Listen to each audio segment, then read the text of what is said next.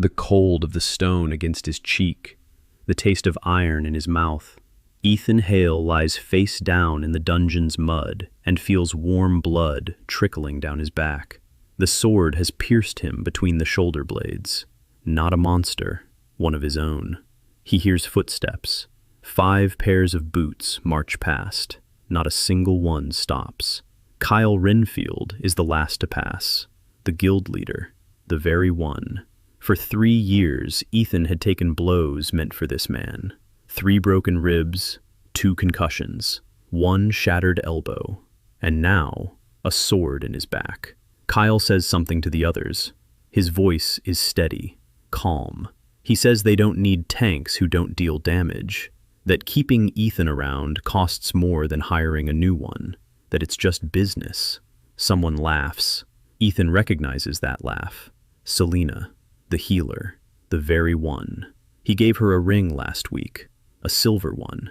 He spent his entire monthly allowance on it. She took it. She smiled. And now she's laughing at his body and saying that finally she won't have to waste mana on a useless shield. The footsteps fade away. The torches go out one by one.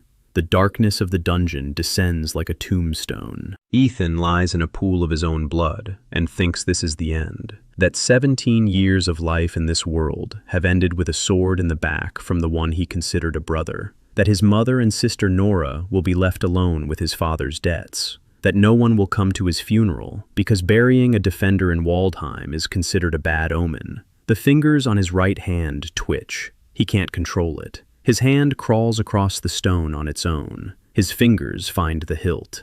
A shield. An old, battered shield with a scratched-out inscription he'd never been able to read. He'd carried this piece of junk for 3 years, changed the straps, polished out the dents, slept with it by his side because defenders don't have lockers in the guild barracks. And now, the shield is warm. For the first time in 3 years, the metal isn't cold. It's hot, like the palm of a living person. A blue light shines from beneath his fingers. Ethan sees it even through his closed eyelids, and he hears a voice, a child's, a girl's, terrifying. The voice says that the bearer has been deemed worthy, that Azrael's oath has been activated, that Ethan has died for others 6 times, and that is enough. The world flashes white. The pain in his back doesn't fade, not gradually, all at once. As if someone had yanked a knife out of the wound, doused it with fire, and extinguished it in a single second.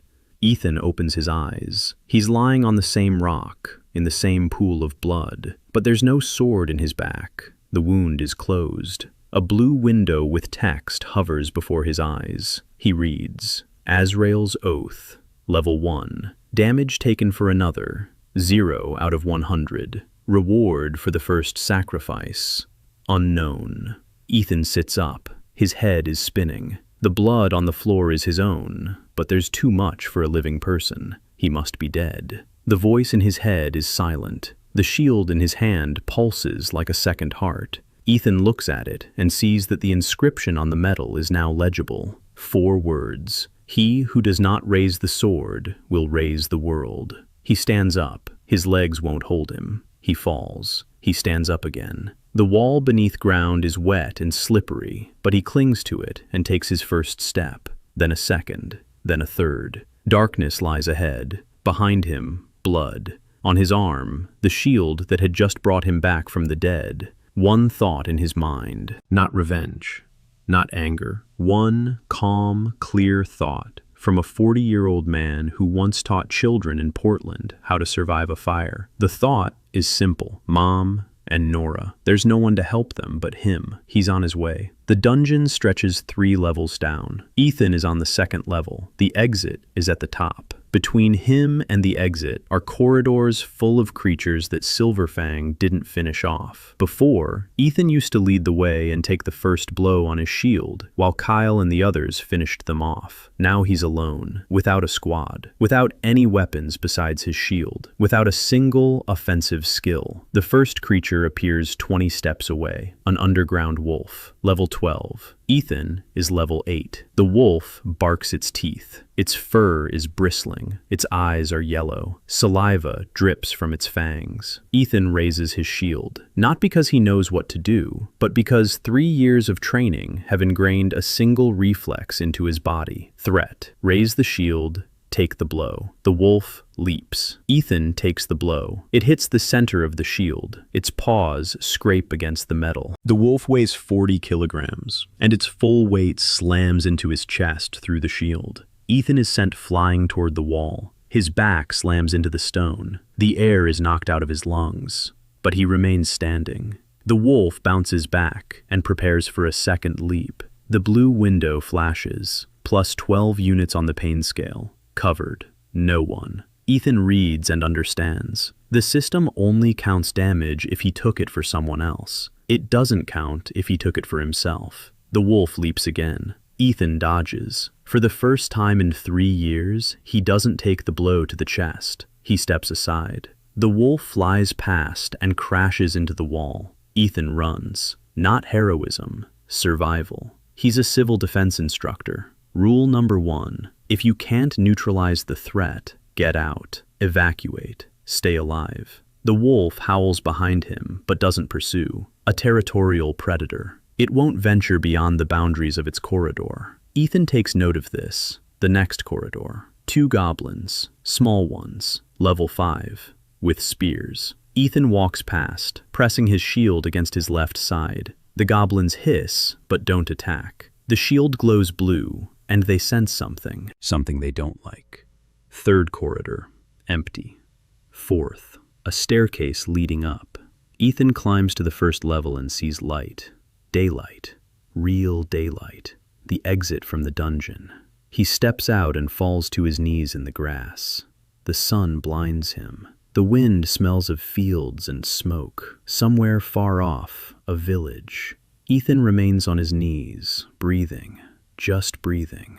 Alive. The shield in his hand is heavy and warm. The voice is silent. The system is silent. Only the wind and the smell of burning. He stands up. He looks around. The dungeon is a 3-hour journey from the capital. Between him and the city lie hills and a highway. He can't go to the capital. Kyle is certain that Ethan is dead. If he shows up alive, Kyle will finish the job. Or he'll send someone else. Kyle's uncle, Dorian Renfield, controls 40% of the capital's guilds. 1 phone call, and hunters will be sent after Ethan. Hunters who kill for money, not for glory. So the capital is out of the question. Ethan looks south. There's the border. Villages the guilds consider unprofitable. Ogres, goblins, small dungeons with no valuable loot. Hunters don't go there. That's where he's headed. He heads south. 3 hours along the highway, then a country road, then a path through the forest. By evening, he sees a village, 30 houses, a log palisade leaning to one side. The gate is open. A boy of about 10 is sitting on the gate with a wooden sword. The boy sees Ethan and begins to...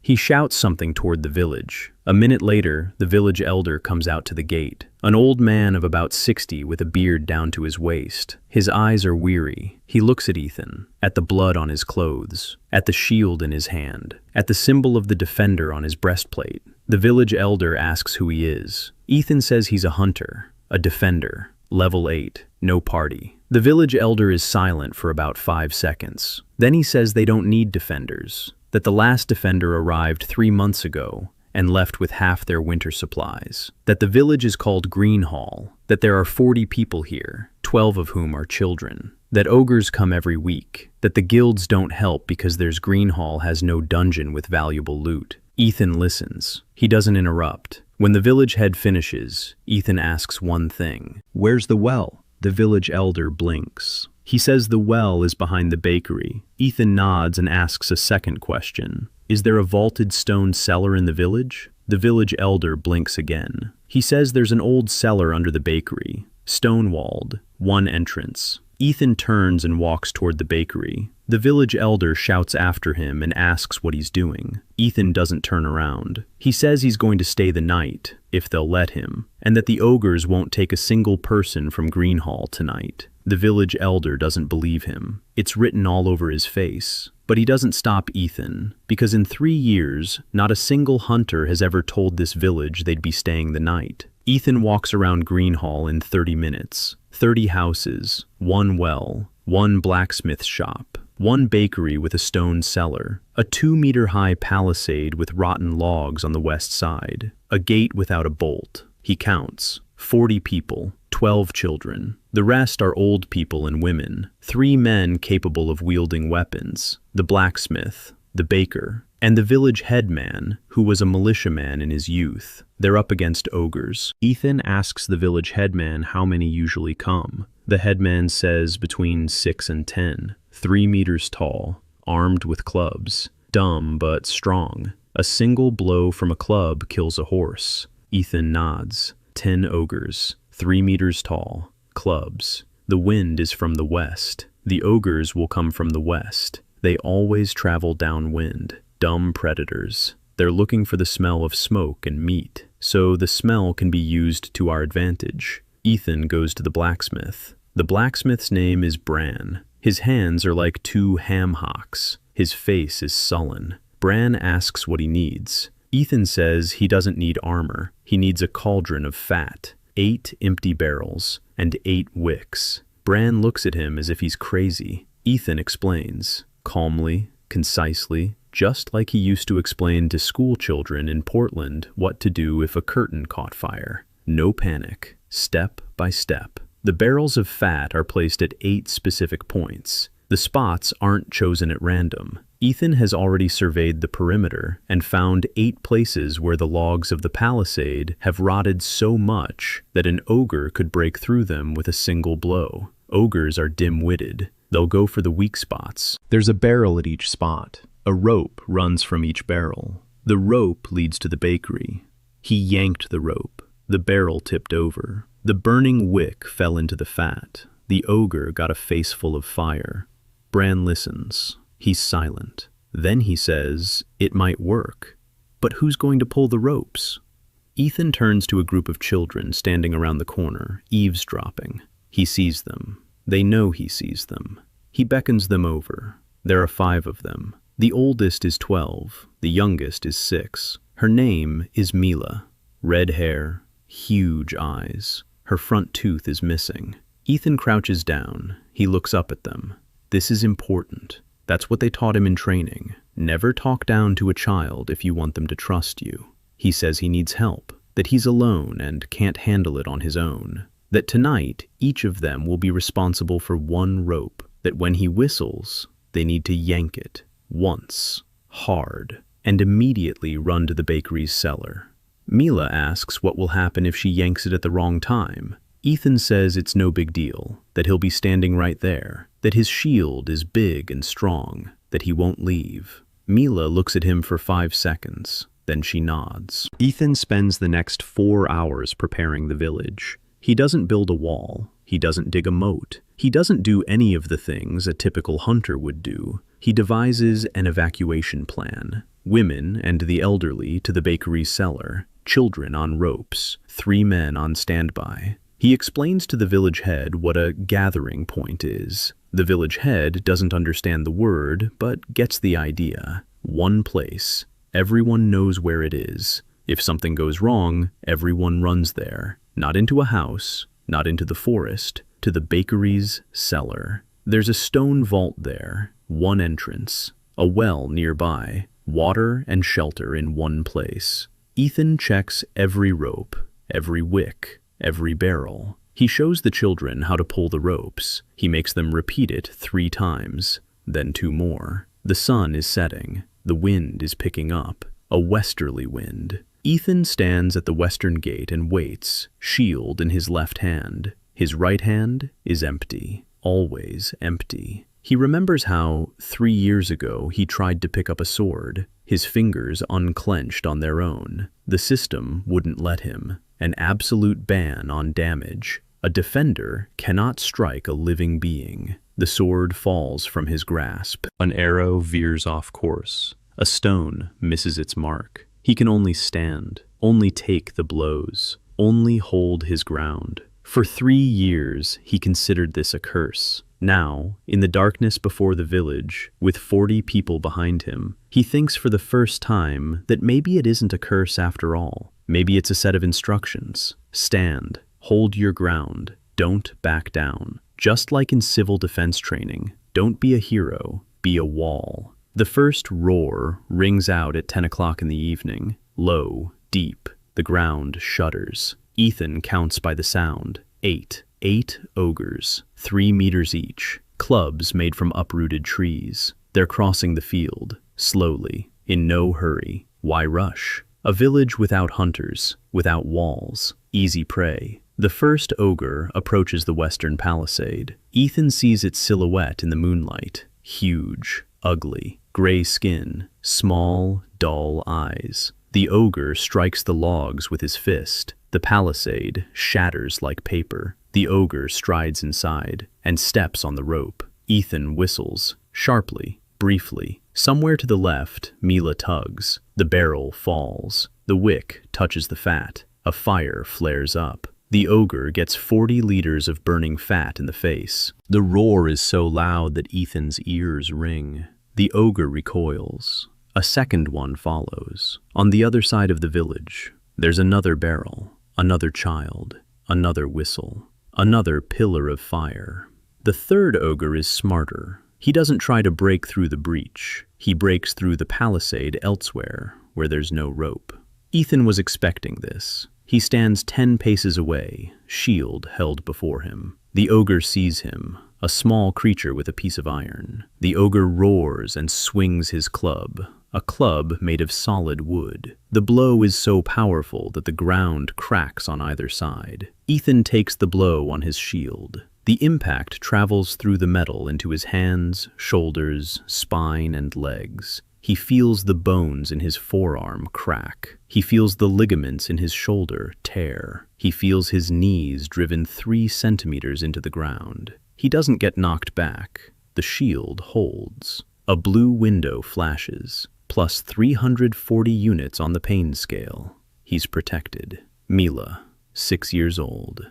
Ethan grits his teeth. Blood is running from his nose. He has no feeling in his left arm below the elbow, but he's still standing. The ogre blinks. Its dull eyes don't understand. The little creature hasn't fallen. The little creature is standing. The ogre swings again. A scream rings out behind Ethan, the village elder, with a pitchfork. 2 other men with axes. They're running toward the ogre from behind. Ethan holds the ogre in place, shield in front of its face. The ogre strikes again, and again, and again. Every blow adds to the tally. Every blow is a crack in the bones and fire in the muscles. Ethan counts. 4 blows. 5, 6. On the 7th, the village elder drives his pitchfork into the ogre's leg. The ogre roars and turns around. The second man strikes its knee with an axe. The ogre falls. The third man finishes it off. Bran the blacksmith with a hammer to the temple. Silence. Ethan lowers his shield. His hand won't obey him. He hears crying. Mila, standing around the corner of the bakery, a rope in her hands. Her eyes are wet. She managed it. She pulled the rope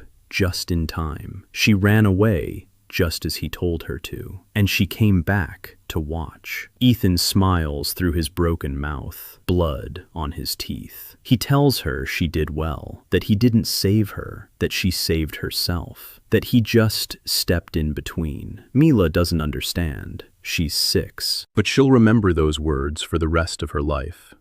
The rest of the ogres are leaving. The fire and the screams scared them off. Stupid predators. If their prey bites back, they look for another one. By midnight, it's all over. 3 ogres are wounded or dead. 5 have fled. Not a single Greenhall resident was harmed. Ethan sits by the well. His left arm hangs limply. At least 2 ribs are broken. His shield lies on his knees. It's warm. The system displays the night's results. The pain absorption scale reads plus 412. 40 souls protected. A reward. The list of those he protected has been activated. Ethan reads the descriptions. An invisible mark appears on everyone he shielded. As long as the mark glows, he can sense their fear from any distance, and the shield can teleport him to them in a single leap, once a day. 40 marks, 40 people he can now sense. Among them are 12 children. Among them is Mila. A girl approaches him, small, thin, light hair, huge, wet eyes, 15 years old, the baker's daughter. She stutters. She says she's a healer, that she has magic, a little, weak, but she can heal his arm, if he lets her. Ethan looks at her. She's trembling, not from the cold, from fear. She's afraid he'll say no, that he'll say her magic is useless, just like everyone before him said. Ethan holds out his broken arm, says he'll be grateful.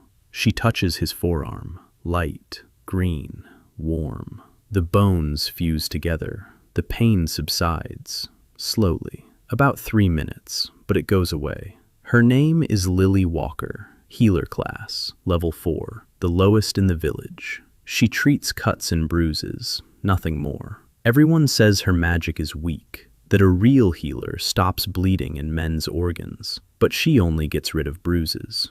Ethan looks at her. She's finished and is standing nearby. She's twisting the hem of her dress. He tells her one thing, that in his old world, he stumbles over his words. He says that in a distant country there's a profession, combat medic. She doesn't kill, she doesn't fight. She goes onto the battlefield under fire and pulls out the wounded. And this profession is more important than a general's, because a general sends people to their deaths, but a combat medic goes out and brings them back. Lily listens. Her eyes grow even wider. She asks if it's true that a healer can be more important than a warrior. Ethan says it's true, that he's seen it with his own eyes. Lily is silent. Then she says 3 words, "Take me with you." Ethan looks at her, at the village behind her, at the bakery cellar from which women and children are emerging, at the village elder standing over the body of the ogre and weeping, not out of fear, but out of relief. Ethan nods. The blue window flashes, the registry of debt, Lily Walker, +8. He doesn't understand what that means yet. He'll understand later. Ethan organizes Greenhall's defense using evacuation tactics and fire traps made from barrels of fat. 6-year-old Mila sets the first ogre on fire. Ethan blocks a club blow with his shield and takes 412 units of pain. Healer Lily Walker tends to his wounds and asks him to take her with him. In the morning, Ethan leaves Greenhall. Lily walks beside him. Over her shoulder, she carries a bag of bread and bandages. The village elder sees them off to the gate. He shakes Ethan's hand firmly. He says nothing. Words aren't needed. Mila stands at the gate and waves. In her hand is a wooden sword that one of the men carved for her. Ethan raises his hand in response. The shield on his arm glows dimly. He can feel them, all 40 of them. The marks burn like little flames in his chest. Warm, quiet, distant. They're heading north, not to the capital, to the town of Crossfield, a trading hub halfway between the border and the capital. There's a market there, taverns, and the guild bulletin board. Ethan wants to find out 2 things. First, what people are saying about his death. Second, how many days until the royal tank selection. The journey takes 2 days. Lily hardly says a word. She stutters when she speaks, but she listens. Ethan tells her about triage. She doesn't know that word. He explains. When there are many wounded and you're alone, you don't treat everyone in a row. You sort them. Reds, yellows, greens. The reds will die without help within the next few minutes. They come first. The yellows can wait. The greens can manage on their own. Lily listens. Her eyes are shining. She'd never thought of healing as a system before. For her, it was simply touch, light up, heal. Ethan says that a system isn't a weakness. A system is when one healer saves 10 people because she knows who to treat first. Lily writes it down in her notebook in small letters. Red, yellow, green. They arrive in Crossfield by evening on the second day. The city is dirty, noisy, taverns on every corner, hunters everywhere, swordsmen, mages, assassins, gold-ranked classes. They walk like kings. Their armor gleams, weapons on display, rank badges on their chests. B rank, A rank. A single S rank in a black cloak walks down the street, and the crowd parts. Ethan walks among the crowd. His clothes are dirty, a patched breastplate bearing the symbol of a defender, a shield on his arm. People glance at him and look away. A defender, trash class, not worth paying attention to. Lily presses closer to him. She's afraid of the city. Ethan finds the guild bulletin board, a large wooden stand in the square. Announcements, quests, rewards. And in the center, a large sheet bearing the Crown's coat of arms. The Royal Tank Selection. Date, 19 days from now. Location, the Capital Arena. Conditions, all defenders of the kingdom at level 5 and above. Participation is mandatory for heirs of noble families. Ethan Hale, the youngest son of Baron Hale, the heir. Participation is mandatory. If he fails to appear, the family will be stripped of its title. Their lands will be confiscated. Their debts will be passed on to their closest relatives. Mother, Sister Nora, 13 years old. Ethan reads the notice and feels his jaw clench. 19 days, 128 participants. Of those, 127 know how to attack. Ethan is the only one who cannot land a single blow. Bookmakers next to the board are already taking bets. Ethan Hale, odds of 1 to 400. Next to the announcement hangs another sheet, smaller, without a coat of arms. Wanted, Ethan Hale, defender. Level 8. Wanted by the Silver Fang Guild for theft of guild property. Reward, 50 gold pieces. Ethan stares at the sheet. Theft of guild property. The shield. They've declared his shield to be guild property. The shield that found him, not the other way around. The shield that brought him back from the dead. 50 gold pieces for his head.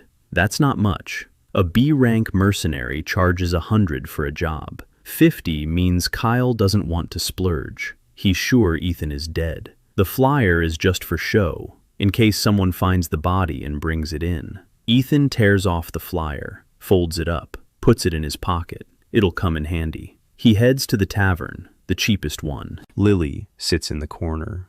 Ethan orders 2 bowls of porridge and a mug of water. He has 4 copper coins. The porridge costs 2. He's left with 0. They eat in silence. The tavern door opens. 3 men walk in. They're wearing Silver Fang armor. Ethan recognizes the emblem, a wolf with a sword in its teeth, his former guild. The 3 sit down at a table by the window. They drink. They laugh. One of them doesn't know Ethan. The other 2 do. They were in the dungeon. They saw Kyle strike. They walked past. One of them is now telling the third a story. About a defender who thought he was important, who gave rings to the healer, who took hits for the leader and thought that made him part of the team. They laugh. Ethan listens. Lily looks at him. She sees the knuckles on his fingers turn white as he grips the mug. But his face is calm. His eyes are steady. He isn't angry. He's thinking. They taught him in Portland, in a stress management class. Anger is a reaction to helplessness. Take away the helplessness and the anger will go away on its own. He isn't helpless. He has a shield. He has 19 days. He has a goal. His mother and Nora. He finishes his water. He stands up. He walks toward the exit. One of the trio looks up. He recognizes him. His eyes widen. He nudges his neighbor with his elbow. The neighbor turns around. He recognizes him too. Silence at the table. Ethan walks past. He doesn't look back. He doesn't stop. He walks out. Lily follows. Out on the street, he hears a door open behind him. Footsteps. Quick ones. A voice. One of the trio. He shouts that it's him, that the defender is alive, that they need to tell Kyle. Ethan doesn't pick up his pace. He knows running is pointless. In Crossfield, the guild's communication network operates through crystals. In an hour, Kyle will find out. In 2 hours, he'll send people. Ethan has 2 hours. He walks.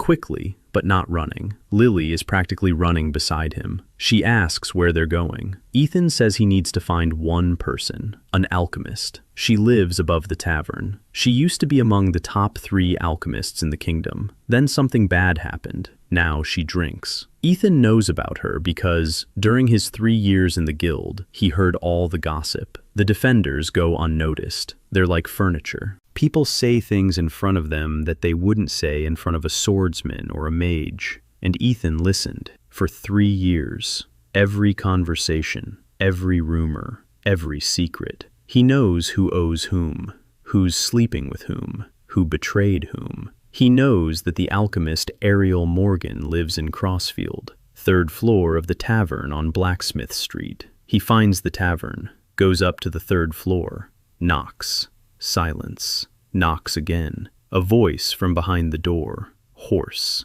A woman's. The voice tells him to get lost, that she's not seeing anyone, that if he's a debt collector, he should go to the demons. Ethan says he's not a debt collector, that he needs help. Not a weapon, not a bomb, not poison. He needs fresh air. Silence. A long one. Then the door opens. Ariel Morgan, 20 years old. She looks 30. Her hair is tangled. Her eyes are red. She's holding a bottle. Behind her, the room is cluttered with flasks and books. It smells of alcohol and chemicals. She looks at him, at the shield, at the symbol of the protector. She asks why a protector needs fresh air. Ethan says he's going to build a place, a refuge, for those the guilds consider trash, healers, blacksmiths, defenders, the elderly, children. And in this place, there will be mines to extract resources. And in the mines, there's gas. And the elderly and children can't breathe that gas. He needs someone who knows how to make the air breathable. Ariel is silent. The bottle in her hand trembles. She says he's an idiot, that a refuge for the trash classes is suicide, that the guilds will crush him within a week. Ethan says that's possible, but he still needs clean air. Ariel stares at him for 10 seconds, then at Lily. Lily is hiding behind Ethan's back. Ariel asks who that is. Ethan says it's Lily, a healer, level 4. She's coming with him. Ariel says that a level 4 healer and a level 8 defender aren't even a squad. It's a funeral procession. Ethan smiles. He says a funeral procession is when everyone's lying down, but he's still standing. Ariel snorts. It's not a laugh, but it's close. She says she'll think about it. Ethan nods. He says she has 2 hours, because in 2 hours, people from Silverfang will come for him, and it'll be awkward. Ariel closes the door. Ethan and Lily wait on the stairs. Ethan and Lily arrive in the town of Crossfield, where they learn that there are 19 days left until the royal selection, and that Silverfang has put a warrant out for Ethan's arrest.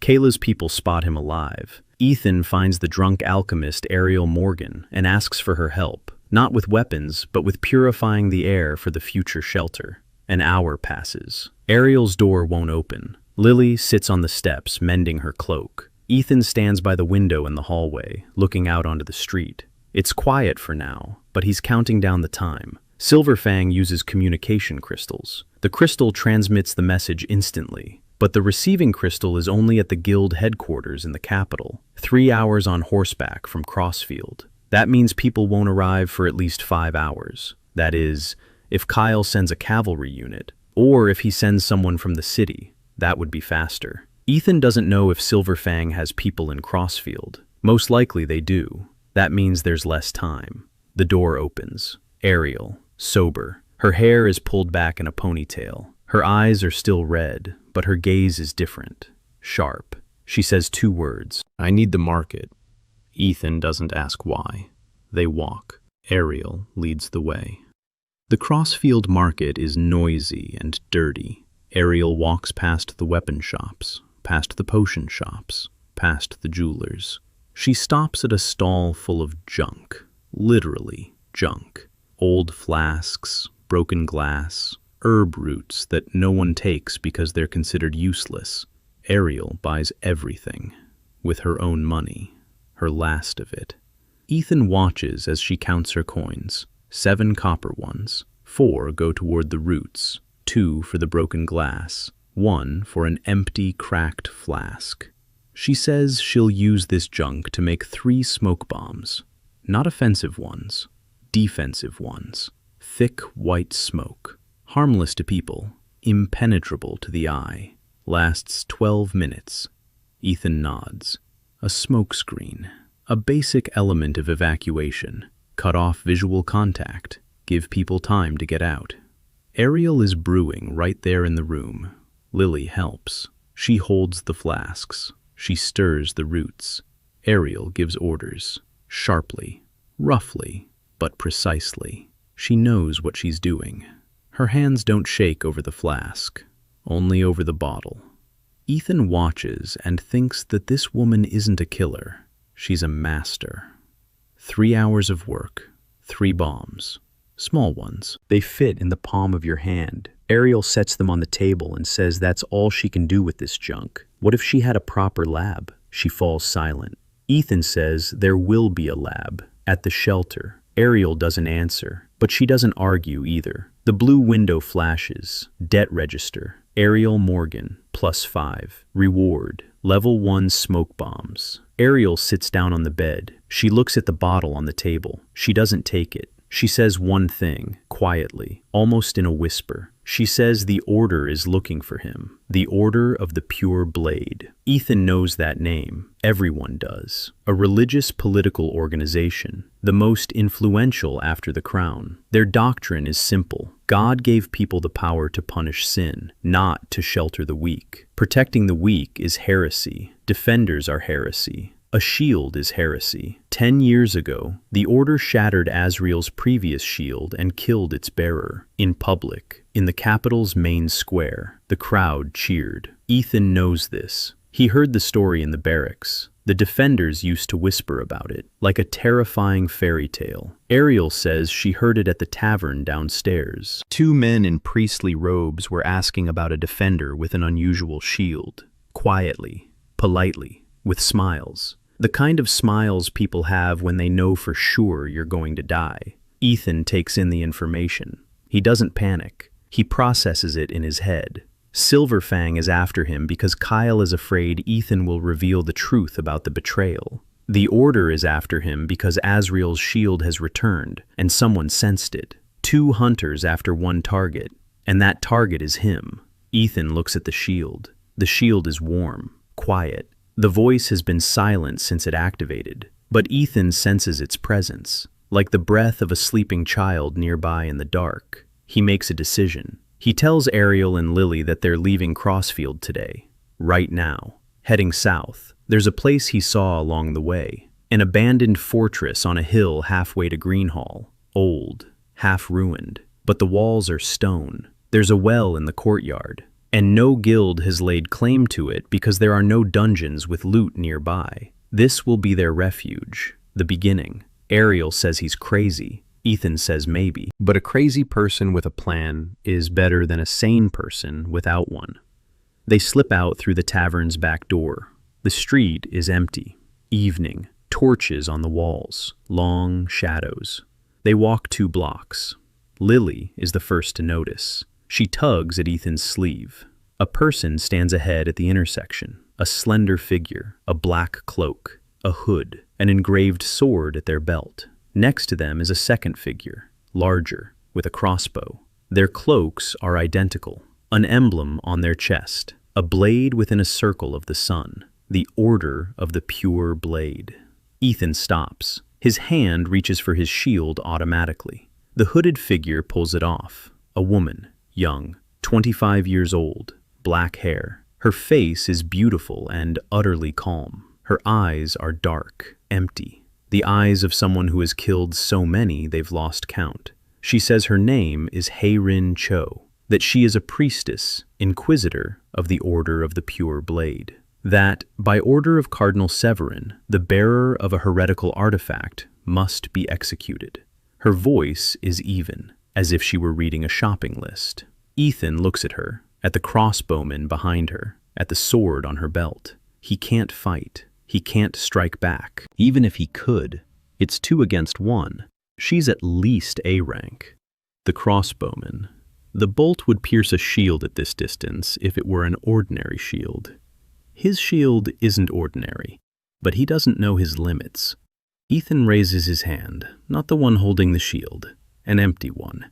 He says he won't fight, that if she wants to kill him, she should go ahead and do it. But first, let her answer one question. Hae-rin tilts her head. She waits. Ethan asks if she knew the previous shield bearer, the one the Order killed 10 years ago.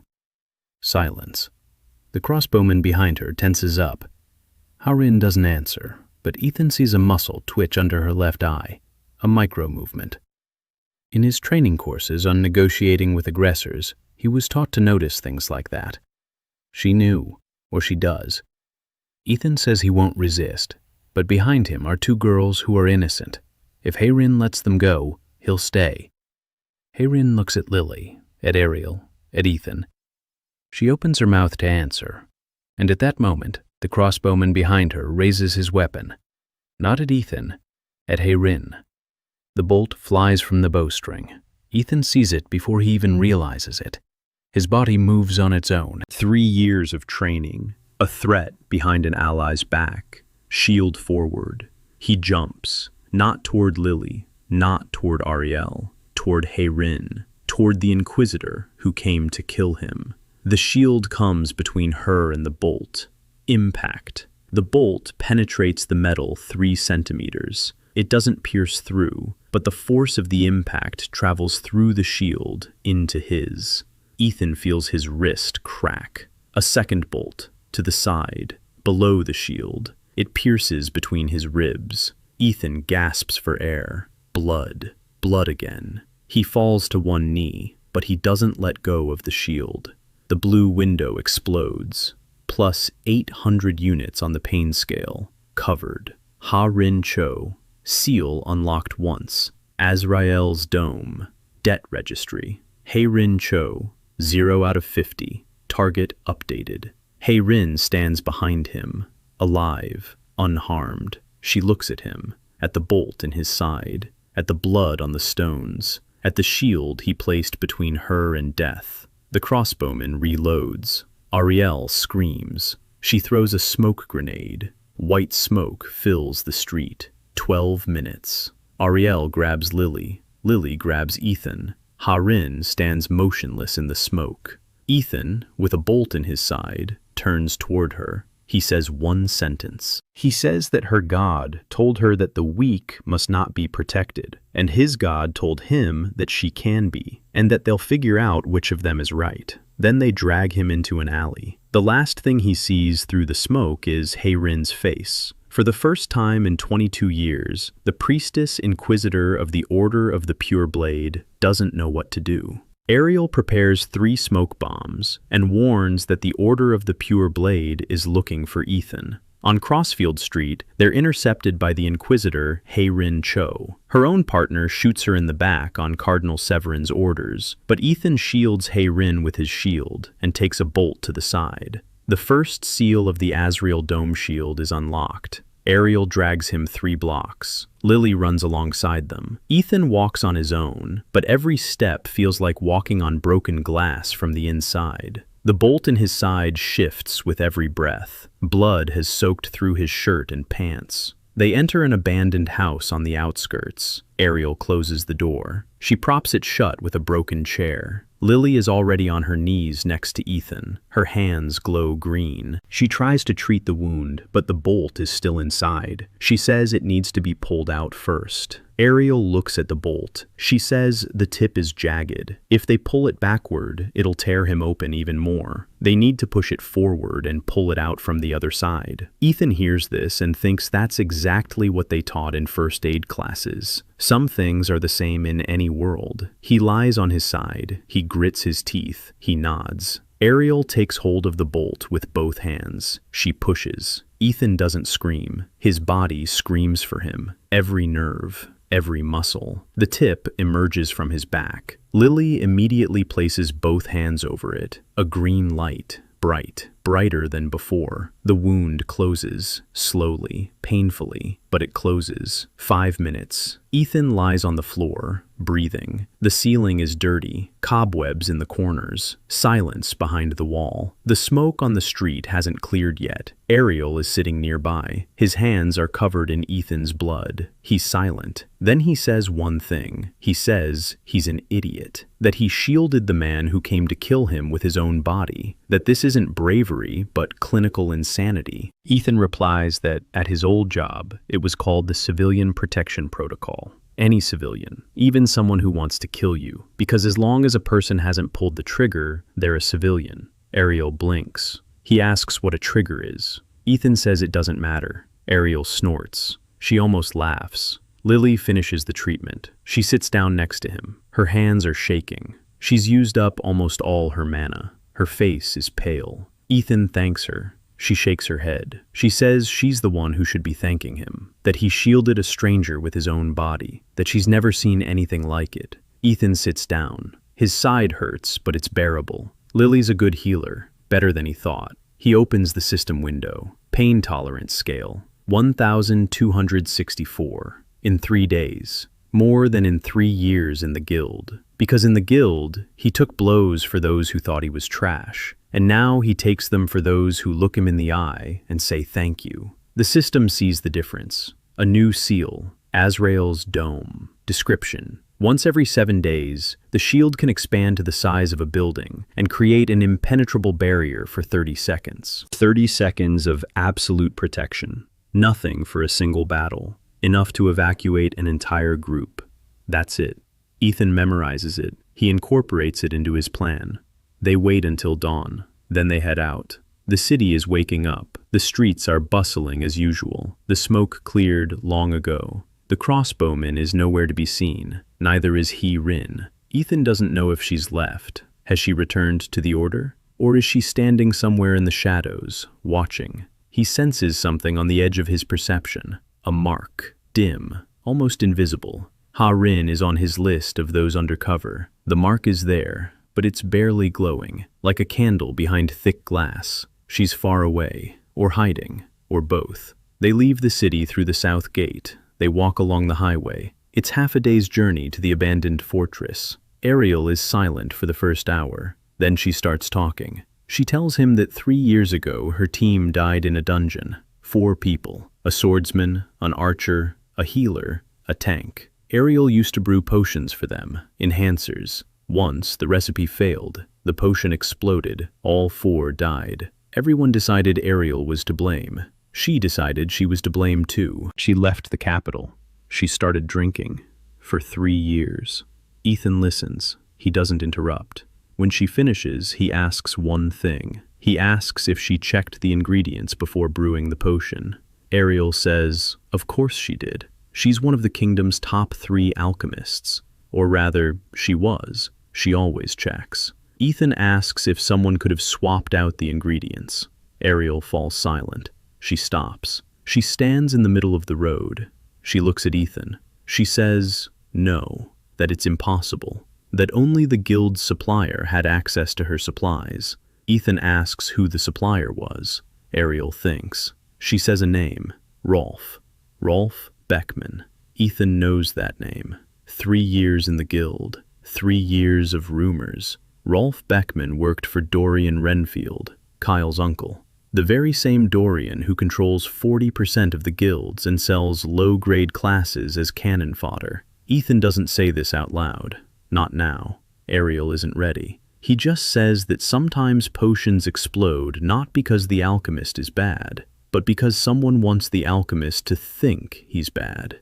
Ariel stands there. She looks at him. Her eyes are wet. Then she turns and walks on, faster than before, without looking back. Lily looks at Ethan. Ethan shakes his head. Not now. Give her time. They reach the fortress by evening. An old stone wall. 4 towers. 3 have collapsed. 1 remains standing. The gates have been torn from their hinges. The courtyard is overgrown with grass. A well in the middle. Ethan checks it. There's water. It's clean. The walls are thick. The stone is solid. The foundation is intact. One tower is suitable for living in, 2 stories. The roof leaks, but it can be repaired. Ethan walks around the fortress 3 times. He counts the entrances. 2. The main gate and a side gate. The side gate can be blocked with stones. The main gate can be repaired. The walls are 4 meters high. An ogre won't be able to climb over them, but it could be breached if struck long enough. So he needs to reinforce the weak spots. He mentally divides the courtyard into zones: living area, the tower, work area, a smithy, if he can find a blacksmith, a laboratory for Ariel, an infirmary for Lily, a storage room, a basement,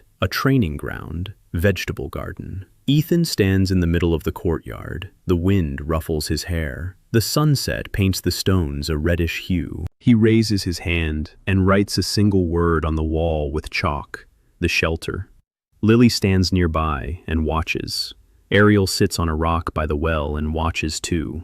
She isn't drinking. For the first time in 3 years, she doesn't have a bottle in her hand. For the first time in 3 years, she has something to keep her hands busy besides a bottle. Night. A bonfire in the courtyard. 3 people. Ethan, Lily, Ariel. There's not much food. Bread from Lily's bag and some dried meat that Ariel found in her purse. They eat in silence. Then Lily asks what they're going to do next. Ethan lays out the plan. It's simple. First week, repair the fortress, make it livable. Week 2, find people. The outcasts, those cast out by the guilds, those with nowhere else to go. Week 3, the tournament. Ethan must travel to the capital for the royal selection.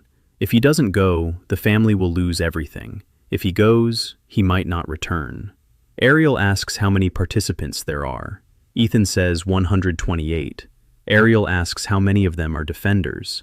Ethan says all of them. It's a tournament for defenders, but 127 of them have hybrid classes: defender swordsman, defender mage, defender spearman. They both defend and attack. Ethan is the only pure defender, no attack at all. Ariel says he'll be killed in the first round. Ethan says that's possible, but he isn't going to fight. He's going to stand there. Ariel looks at him for a long time. Then she shakes her head and says he's the strangest person she's ever met. And if he's going to stand in the arena without moving, he'll need at least some decent smoke bombs, and a stamina potion, and something for the bleeding. She gets up and goes into the tower. A minute later, the clinking of flasks can be heard from inside. Lily smiles. For the first time in 2 days. Ethan looks at the bonfire. 17 days until the tournament. 1,264 units on the scale. 3 people on the team. A fortress on a hill. 1 word on the wall. Shelter. Somewhere far away, on the edge of perception, Harin's marker flickers. It doesn't go out. She hasn't returned to the order. She's walking somewhere, alone. Ethan doesn't know where, but he knows she's walking, and the shield on his arm is warm, quiet, like the breath of a sleeping child. A new line appears in the system window,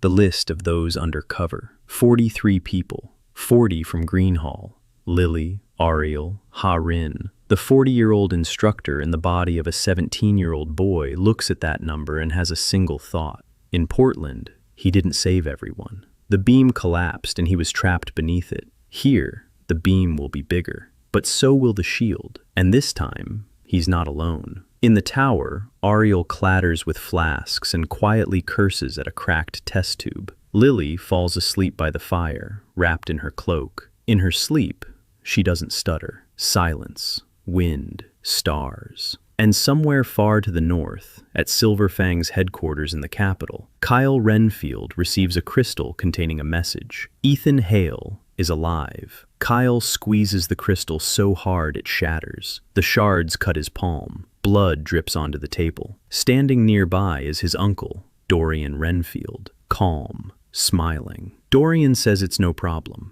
that an 8th-level defender without offensive skills poses no threat, that in 17 days, Ethan will come to the tournament on his own, and that in the arena, in front of thousands of spectators, accidents happen every year. Kyle looks at his uncle. Dorian smiles. Behind him, on the office wall, hangs a portrait of Cardinal Severin, the head of the Order of the Pure Blade. the man who, 10 years ago, personally shattered Azrael's previous shield. The eyes in the portrait are painted in such a way that it seems as if they're looking right at you, no matter where you stand. Ethan survives being wounded by a bolt thanks to Lily's treatment. Ariel recounts the death of her team 3 years ago, and Ethan suspects that Dorian Renfield's man tampered with the ingredients. They find an abandoned fortress, and Ethan calls it the Refuge. In the capital, Kyle and Dorian Renfield learn that Ethan is alive and plan to kill him at the tournament. The morning of the 3rd day at the fortress begins with a scream. Ariel yells from the tower that the roof is leaking right onto her flasks. Ethan climbs the stairs and sees a puddle in the middle of the 2nd floor. 3 flasks of reagents are flooded with rainwater. Ariel stands over them with the look of someone who's just had spit thrown into their soup. Ethan looks up at the roof. 2 holes. The stone has crumbled away. It needs to be replaced. He goes down to the courtyard. He finds debris from the collapsed towers. There are stones of the right size. He needs mortar. Lily is already building a fire downstairs. Ethan asks her to find some clay by the stream behind the fortress. Lily leaves. She returns an hour later with a bucket of gray clay. Ethan mixes the clay with ash from the fire. It makes a rough mortar. Not perfect, but it'll hold. He climbs onto the roof and patches the holes. His hands are elbow deep in clay. His back aches. The side where the bolt used to be throbs with every movement. But the roof is fixed. Ariel checks it out. She grumbles that it's crooked, but it doesn't leak. Ethan climbs down and sets to work on the gate. The hinges are rusty. One is torn off. The gate leaf lies on the ground. He's no blacksmith, but he's a former sapper. Improvisation is a professional skill. 2 stones in place of the hinge. A rope to hold it in place. The gate panel goes back into place. It's crooked, but it closes. By the evening of the 3rd day, the fortress looks a little less like a ghost town. The roof doesn't leak. The gate closes. The well has been cleared out. The courtyard is swept clean. Lily has set up an infirmary on the lower floor of the tower. 2 mattresses made of hay. Clean bandages from Ethan's torn shirt. Bundles of herbs she gathered by the stream. Ariel has taken over the upper floor. She's laid out her flasks on a stone ledge by the window. The discarded ingredients from the Crossfield market are sorted into groups. She works silently and intently. She doesn't drink. It's the 4th day. Ethan leaves at dawn. He says he'll be back by evening. He's heading to Greenhall. It's a 3-hour journey. The village elder meets him at the gate. His face shows surprise. He hadn't expected Ethan to return. Ethan asks if there are people in the village who want to leave, those for whom it's dangerous here, those whom the guilds won't protect. The village head is silent for a long time. Then he says there is one, Bran, the blacksmith. His wife was taken to the capital half a year ago to pay off debts. Bran wants to leave and find her, but he can't abandon the village. And 3 others, a young man with the artisan class, a young woman with the herbalist class, an old man with the mason class. Trash classes, that's all. Useless by the guild's standards. Ethan says he has a fortress, an empty one. They need help. A stonemason for the walls, a blacksmith for tools, an herbalist for the garden, a craftsman for everything else. He doesn't promise safety. He doesn't promise food. He doesn't promise the guilds won't come. He promises one thing, that as long as they're in the fortress, he'll stand between them and whatever's coming. Bran is the first to agree, silently. He grabs his hammer and walks out the gate. The other 3 look at each other. Then they follow. Ethan leads them to the fortress. 5 people on the road through the hills. Bran carries the anvil on his back as if it weighs nothing. By evening, they're at the fortress. Ariel watches the new arrivals from the upper floor. She says the fortress is turning into a shelter for vagabonds. Ethan says that's exactly right. Ariel snorts and goes back to her flasks. The 5th day. Bran sets up his smithy in the courtyard. An anvil, a bellows made of stones. Bellows made from goat skin that he brought with him. By lunchtime, he's already forging. Nails, hinges, staples. Small things, but without them, the fortress can't be repaired. The old mason's name is Grim, silent, wiry. His hands are like sandpaper. He walks around the walls and shakes his head. He says the masonry is old but sturdy. It'll stand for another 20 years if the cracks are patched up. He starts working. No words, no questions. He just picks up stones and lays them. The gardener, Rena, young, quiet. She's planting the first garden beds by the south wall. There's more sun there. The craftsman, Thomas, a tall, awkward guy with a perpetually surprised expression. He fixes everything he sees. A door, shutters, a ladder, a step, a chair. He doesn't ask what to do. He sees something broken and fixes it. Ethan watches them and thinks that in Portland, this would be called a volunteer camp. People whom no one invited, who came on their own, who work not for money, but because, for the first time, they were told they were needed.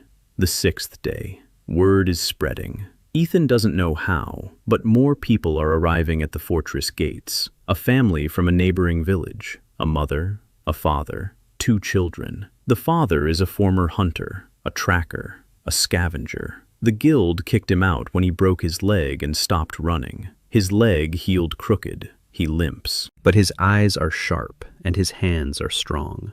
Ethan takes them in. Then another girl arrives, alone, with no belongings, with bruises on her face. She doesn't say where she's from. She doesn't say her name. Lily takes her to the infirmary, treats the bruises, feeds her. The girl falls asleep and sleeps for 14 hours straight. When she wakes up, she says her name is Cora. Class? A dump. Her former owner used to beat her when a seam was crooked. Ethan listens. He doesn't ask any questions. He tells her that no one here will lay a finger on her. He shows her a room in the tower, a small one, with a window. Cora stands in the doorway and looks at the window, at the light. She's silent. Then she quietly says, "Thank you." The 7th day. 14 people in the fortress. Ethan gathers everyone in the courtyard. Morning. Sun. He stands before them. 14 faces, tired, wary, waiting for a catch. Everyone is used to the fact that help comes at a price. Ethan speaks briefly. He says this place is called the Refuge, that there is no master here, no guild rules, no trash or gold classes. There is work, and there are people. Everyone does what they know how to do. The blacksmith forges, the mason builds, the herbalist grows, the healer heals, the seamstress sews, the tracker guards, and the defender stands between them and everyone else. He doesn't give speeches. He doesn't promise a bright future. He says it will be hard, that there's not much food, that enemies will come, that the guilds won't be pleased. But as long as he's still standing, none of them will be left alone. Silence. Bran strikes the anvil with his hammer, once, loudly. That's his way of saying yes. Grim nods. Rena smiles. Thomas is already fixing something behind Ethan's back. Cora stands in the shadow of the tower and, for the first time in a long while, isn't hiding her face. The blue window flashes. The pain tolerance gauge remains unchanged, but the debt ledger has been updated. 14 names, 14 numbers. They're growing slowly, but they're growing. Ethan closes the window and walks toward the gate. 12 days until the tournament. He needs to train, not to attack, to stand his ground. He steps outside the gate and finds a spot, a hillside, rocks. He stands before a boulder. He raises his shield and asks Bran to strike. Bran looks at him as if he's crazy, Ethan explains. At the tournament, they'll be hitting him with swords, with spears, with magic. 127 opponents, all on the offensive. His only chance is to hold his ground, not to fall, not to back down. To do that, he needs to train his body, to take the blows, over and over, until his muscles remember, until his legs stop buckling, until his back becomes a wall. Bran shakes his head. He picks up the hammer and strikes. The blow goes through the shield, into his arm, into his shoulder, into his spine. Ethan is sent flying 2 meters. He falls. He gets up. He speaks again. Brand strikes again. Ethan falls. He gets up. Again. Falls. Gets up. Again. By evening, he can't feel his left arm. His ribs ache. His knees are scraped. The pain scale doesn't go up. The system doesn't count damage taken for himself, only for others. But the body remembers. The muscles remember. His legs learn to stand wider. His back learns not to bend. His arm learns not to let go. 12 days. Every day. In the morning, Brand strikes. Ethan stands his ground. During the day, the fortress is built. In the evening, Ariel brews potions. Lily treats training injuries.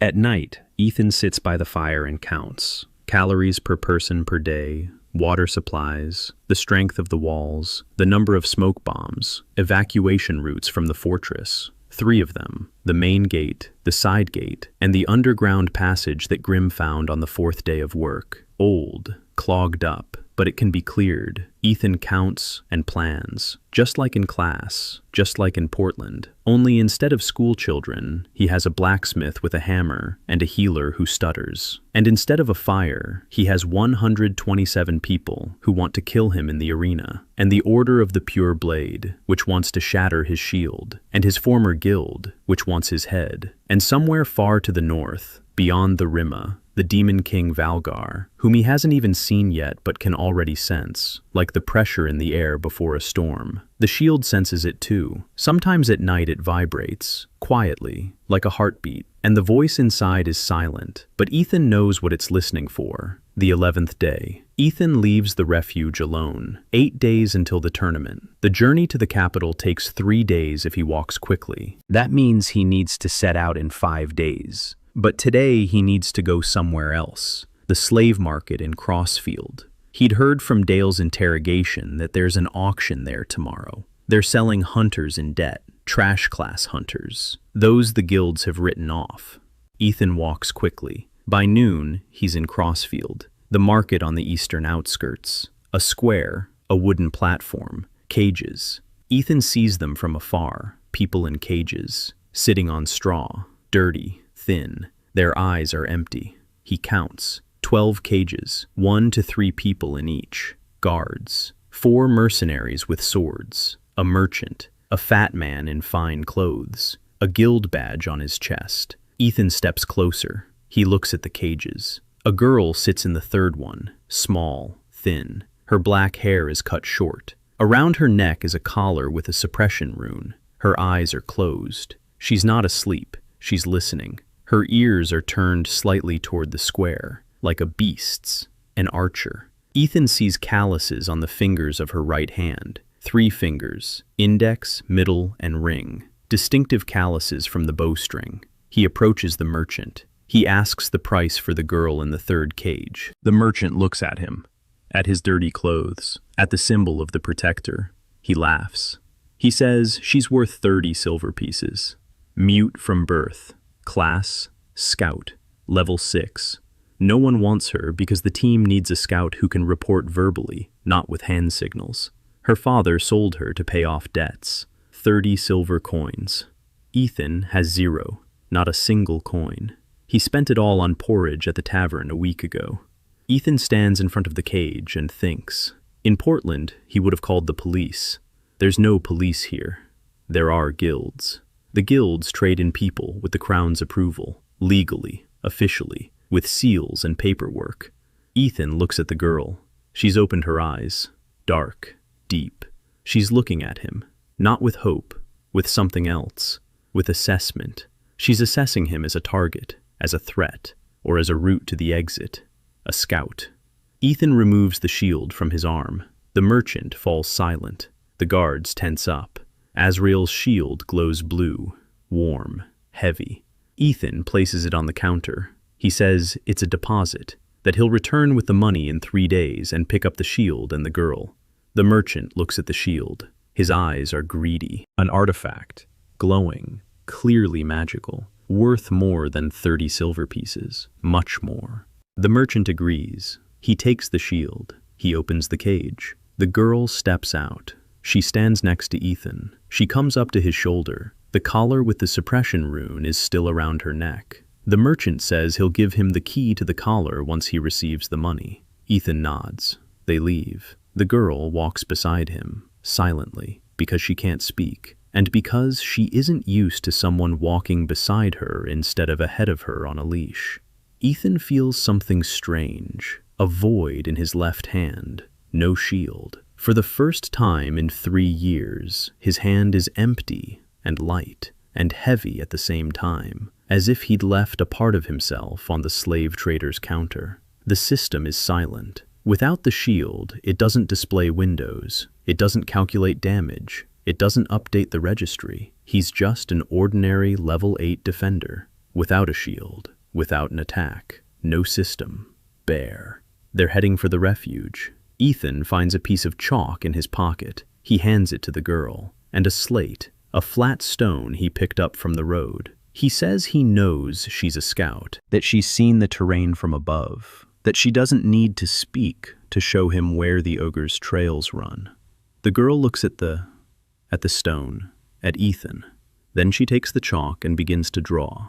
Lines, dots, arrows, trails, hills, rivers, positions.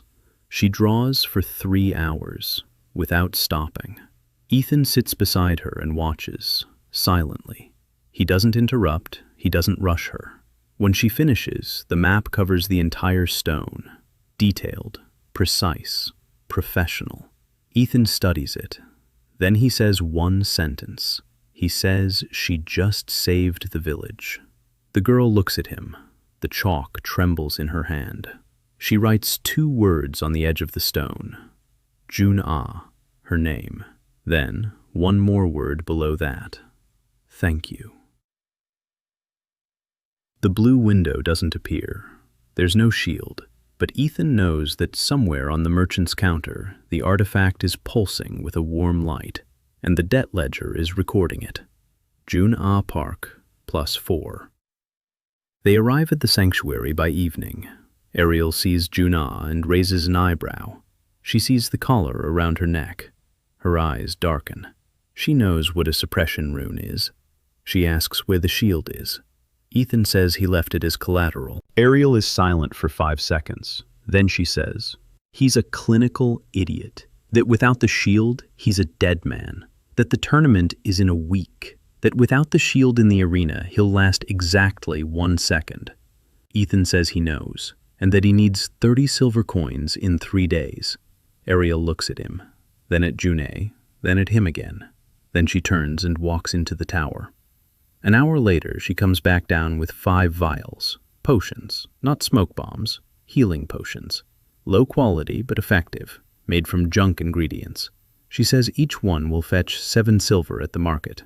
35. That's enough. Ethan looks at her. Ariel doesn't look back. She tells him not to stare, that she wasn't doing this for him, that she just needs some quiet in the lab, and his heroics are keeping her from concentrating. And anyway, he should go sell them before she changes her mind. Ethan takes the flasks. On the morning of the 12th day, he heads to Crossfield. He sells them at the market in half an hour. Ariel Morgan's potions, even the junk ones, even the low-quality ones. The name sells. The merchants remember. One of the kingdom's top 3 alchemists. She used to be. Ethan receives 35 silver coins. He goes to the slave trader, pays 30, picks up the shield. His hand finds the hilt, and peace returns. A blue light, warmth. The voice is silent, but its presence is palpable, like a breath after a long dive. The system activates. Pain tolerance scale, 1,264, no change. Debt registry, updated. Jun-ah Park, +4. He buys the key to the collar, 5 silver coins, returns to the sanctuary, removes the collar from Jun-ah's neck. The rune fades. Jun-ah stands there. She touches her neck, bare, free. For the first time in years, there's no metal around her throat.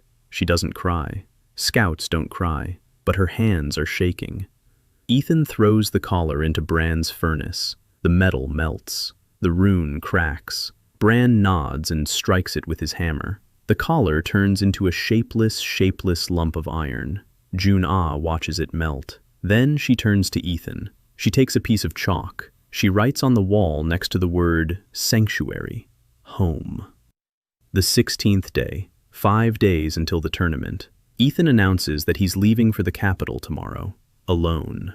Ariel says he won't go alone. Lily says she's going with him. Jun-ah silently picks up her bow and stands by the gate. Ethan looks at them. He says, someone in charge must stay at the refuge. Ariel says Bran will manage. Bran nods, hammer in hand. His face is stony. He needs no words. Ethan realizes it's pointless to argue. The 4 of them set out on the morning of the 17th day. Ethan, Ariel, Lily, and Jun-ah. It's a 3-day journey. Along the way, Ethan practices. At every rest stop, he asks Ariel to throw stones at him. Small ones. Ariel throws them with pleasure, saying she's wanted to do this for a long time. Ethan catches them on his shield, one after another. He learns to read the trajectory, the angle, speed, point of impact. In his bomb disposal training, he was taught to estimate the distance to an explosion by the sound. It's the same here, only instead of an explosion, it's a stone, or a sword, or a spell. The principle is the same. Observe, count, stop. Lily is training too. Ethan is teaching her triage in practice. He gets minor cuts from Ariel's rocks. Lily heals them. Every time, Ethan asks, red, yellow, or green. Lily thinks. She answers, green. The cut isn't deep. It'll heal on its own. Don't waste mana. Ethan nods. Correct.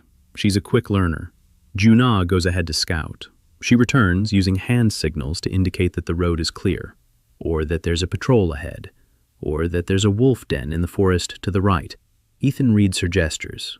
Not all of them, but he's learning. She's a patient teacher. She repeats it until he gets it. On the 2nd day of their journey, they encounter people on the road. 5 of them. Hunters.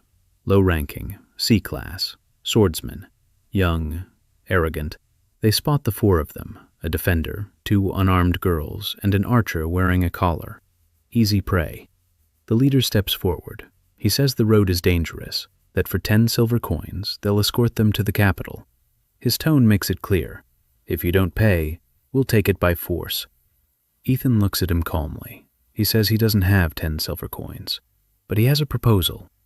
If the leader strikes his shield and the shield cracks, Ethan will give them everything he has. If the shield doesn't crack, the 5 of them will be on their way. The leader laughs. He draws his sword. He strikes with all his might, steel against metal. The clang echoes through the forest. The shield doesn't crack. The sword shatters. The blade breaks off at the hilt. The shard falls to the ground. The elder stands there with the stump in his hand. His mouth is open. His eyes are wide. Ethan says they're free. The 5 of them leave, quickly, without looking back. Ariel laughs for the first time in a week. A real laugh, loud. Lily smiles. Jun-ah, standing on a rock behind Ethan, removes the arrow she had already knocked onto the bowstring, unnoticed. She'd been aiming at the elder from the moment he drew his sword. Ethan noticed, but he didn't say anything. Day 3, the capital, Walltime City, walls 30 meters high, black iron gates, guards in gleaming armor, crowds of hunters, golden emblems everywhere, swordsmen in ceremonial armor, mages with staffs, assassins in dark cloaks, rank badges on every other person, A rank, B rank, S rank. The capital reeks of money and ambition. Ethan walks through the gates. A guard looks at his defender emblem. His face twists. He lets him through without a word. Defenders aren't liked in the capital. They're ignored. They're despised. The word defender is a curse here, a synonym for the one who'll die first. Ethan finds a cheap tavern on the outskirts. 2 rooms, one for him and one for the girls. In the evening, he goes down to the common room, and he sees it. On the wall, a large poster, the Royal Tank Selection. A list of participants, 128 names. Ethan Hale, number 128, last. Next to it are the bookmaker's odds, 1 to 400. He reads the other names. Number 1. Kyle Renfield.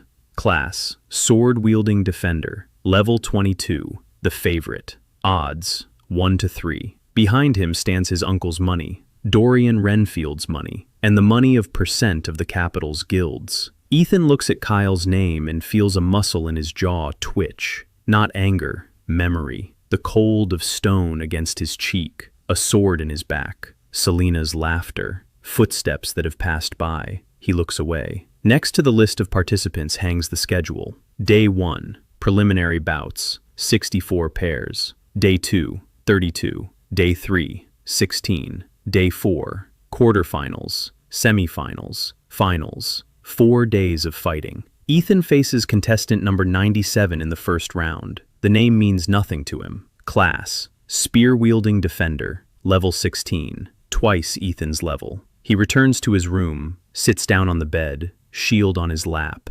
warm, silent. Ethan closes his eyes and counts. 4 days. 7 fights if he makes it to the finals. 7 opponents, each of whom knows how to attack.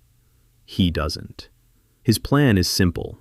Stand, don't strike, don't retreat. Take every blow, and wait until his opponent breaks, physically or mentally.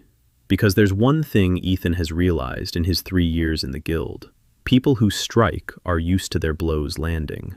They're used to their target falling. When the target doesn't fall, they lose their bearings. They get angry. They strike harder. They waste energy. They get tired. And then they break.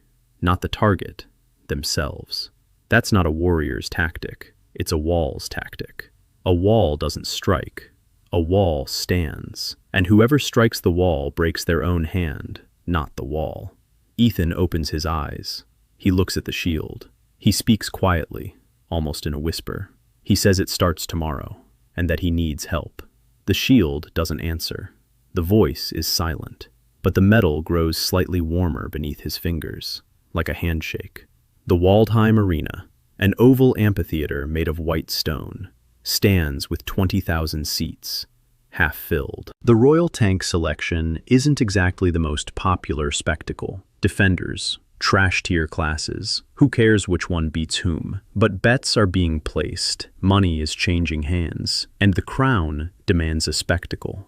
Ethan stands in the locker room beneath the arena, a stone room, a bench, a hook for weapons. Nothing hangs on the hook. He has no weapon, only a shield. He hears the noise of the crowd above, a rumble, the pounding of feet, the shouts of the bookies. Nearby, in other rooms, 127 contestants are getting ready. He hears the clang of swords, the thud of spears against the floor. Someone's spell sizzles like oil in a frying pan. Everyone is warming up. Everyone is getting ready to attack. Ethan sits on the bench, hands on his knees. His shield is leaning against the wall. He isn't warming up. He's calculating. First opponent, a spear-wielding defender, level 16. A spear reaches farther than a sword. That means distance. The spearman will keep his distance and thrust. Ethan must close the gap, get right up close. A spear is useless at arm's length. That's where the shield comes in. The door opens, an arena attendant. He says his fight is in 10 minutes. Ethan stands up. He grabs his shield. He steps out into the corridor, long, dark. A light up ahead, the entrance to the arena. He walks. His footsteps echo, and he hears a voice, a child's voice. For the first time since activation, the voice says one phrase. It says the carrier must remember. If he strikes first or retreats when there's someone alive behind him, the shield will crack. 3 cracks. The shield dies along with the carrier. Ethan stops. He looks at the shield. He says he remembers. The voice falls silent. Ethan steps into the light, the arena, sand beneath his feet, the sun in his eyes, the stands, faces, thousands of faces. His gaze settles on one spot, the left stands, 3rd row, Ariel, Lily, June A. They're sitting next to each other. Lily clasped her hands in front of her chest. Ariel has her arms crossed and is frowning. June A sits motionless, eyes on the arena, slightly to the right, 5th row. 2 figures, a woman of about 45, thin, gray hair, a patched dress. Next to her, a 13-year-old girl, dark hair, eyes like Ethan's. It's his mother and sister, Nora. They've come. They have to. The contestant's family must be present. A crown rule. His mother looks at him. Her eyes are red. She's been crying. Nora looks at him with a different expression. Fear. And something else. Hope. Small. Fragile. Like a candle in the wind. Ethan looks away. If he loses. Nora goes to a brothel to pay off her father's debts. His mother loses what little property she has left. He won't lose. The announcer calls the match. Number 128, Ethan Hale, Defender, Level 8, against number 97, Gareth Stone, Spear-wielding Defender, Level 16.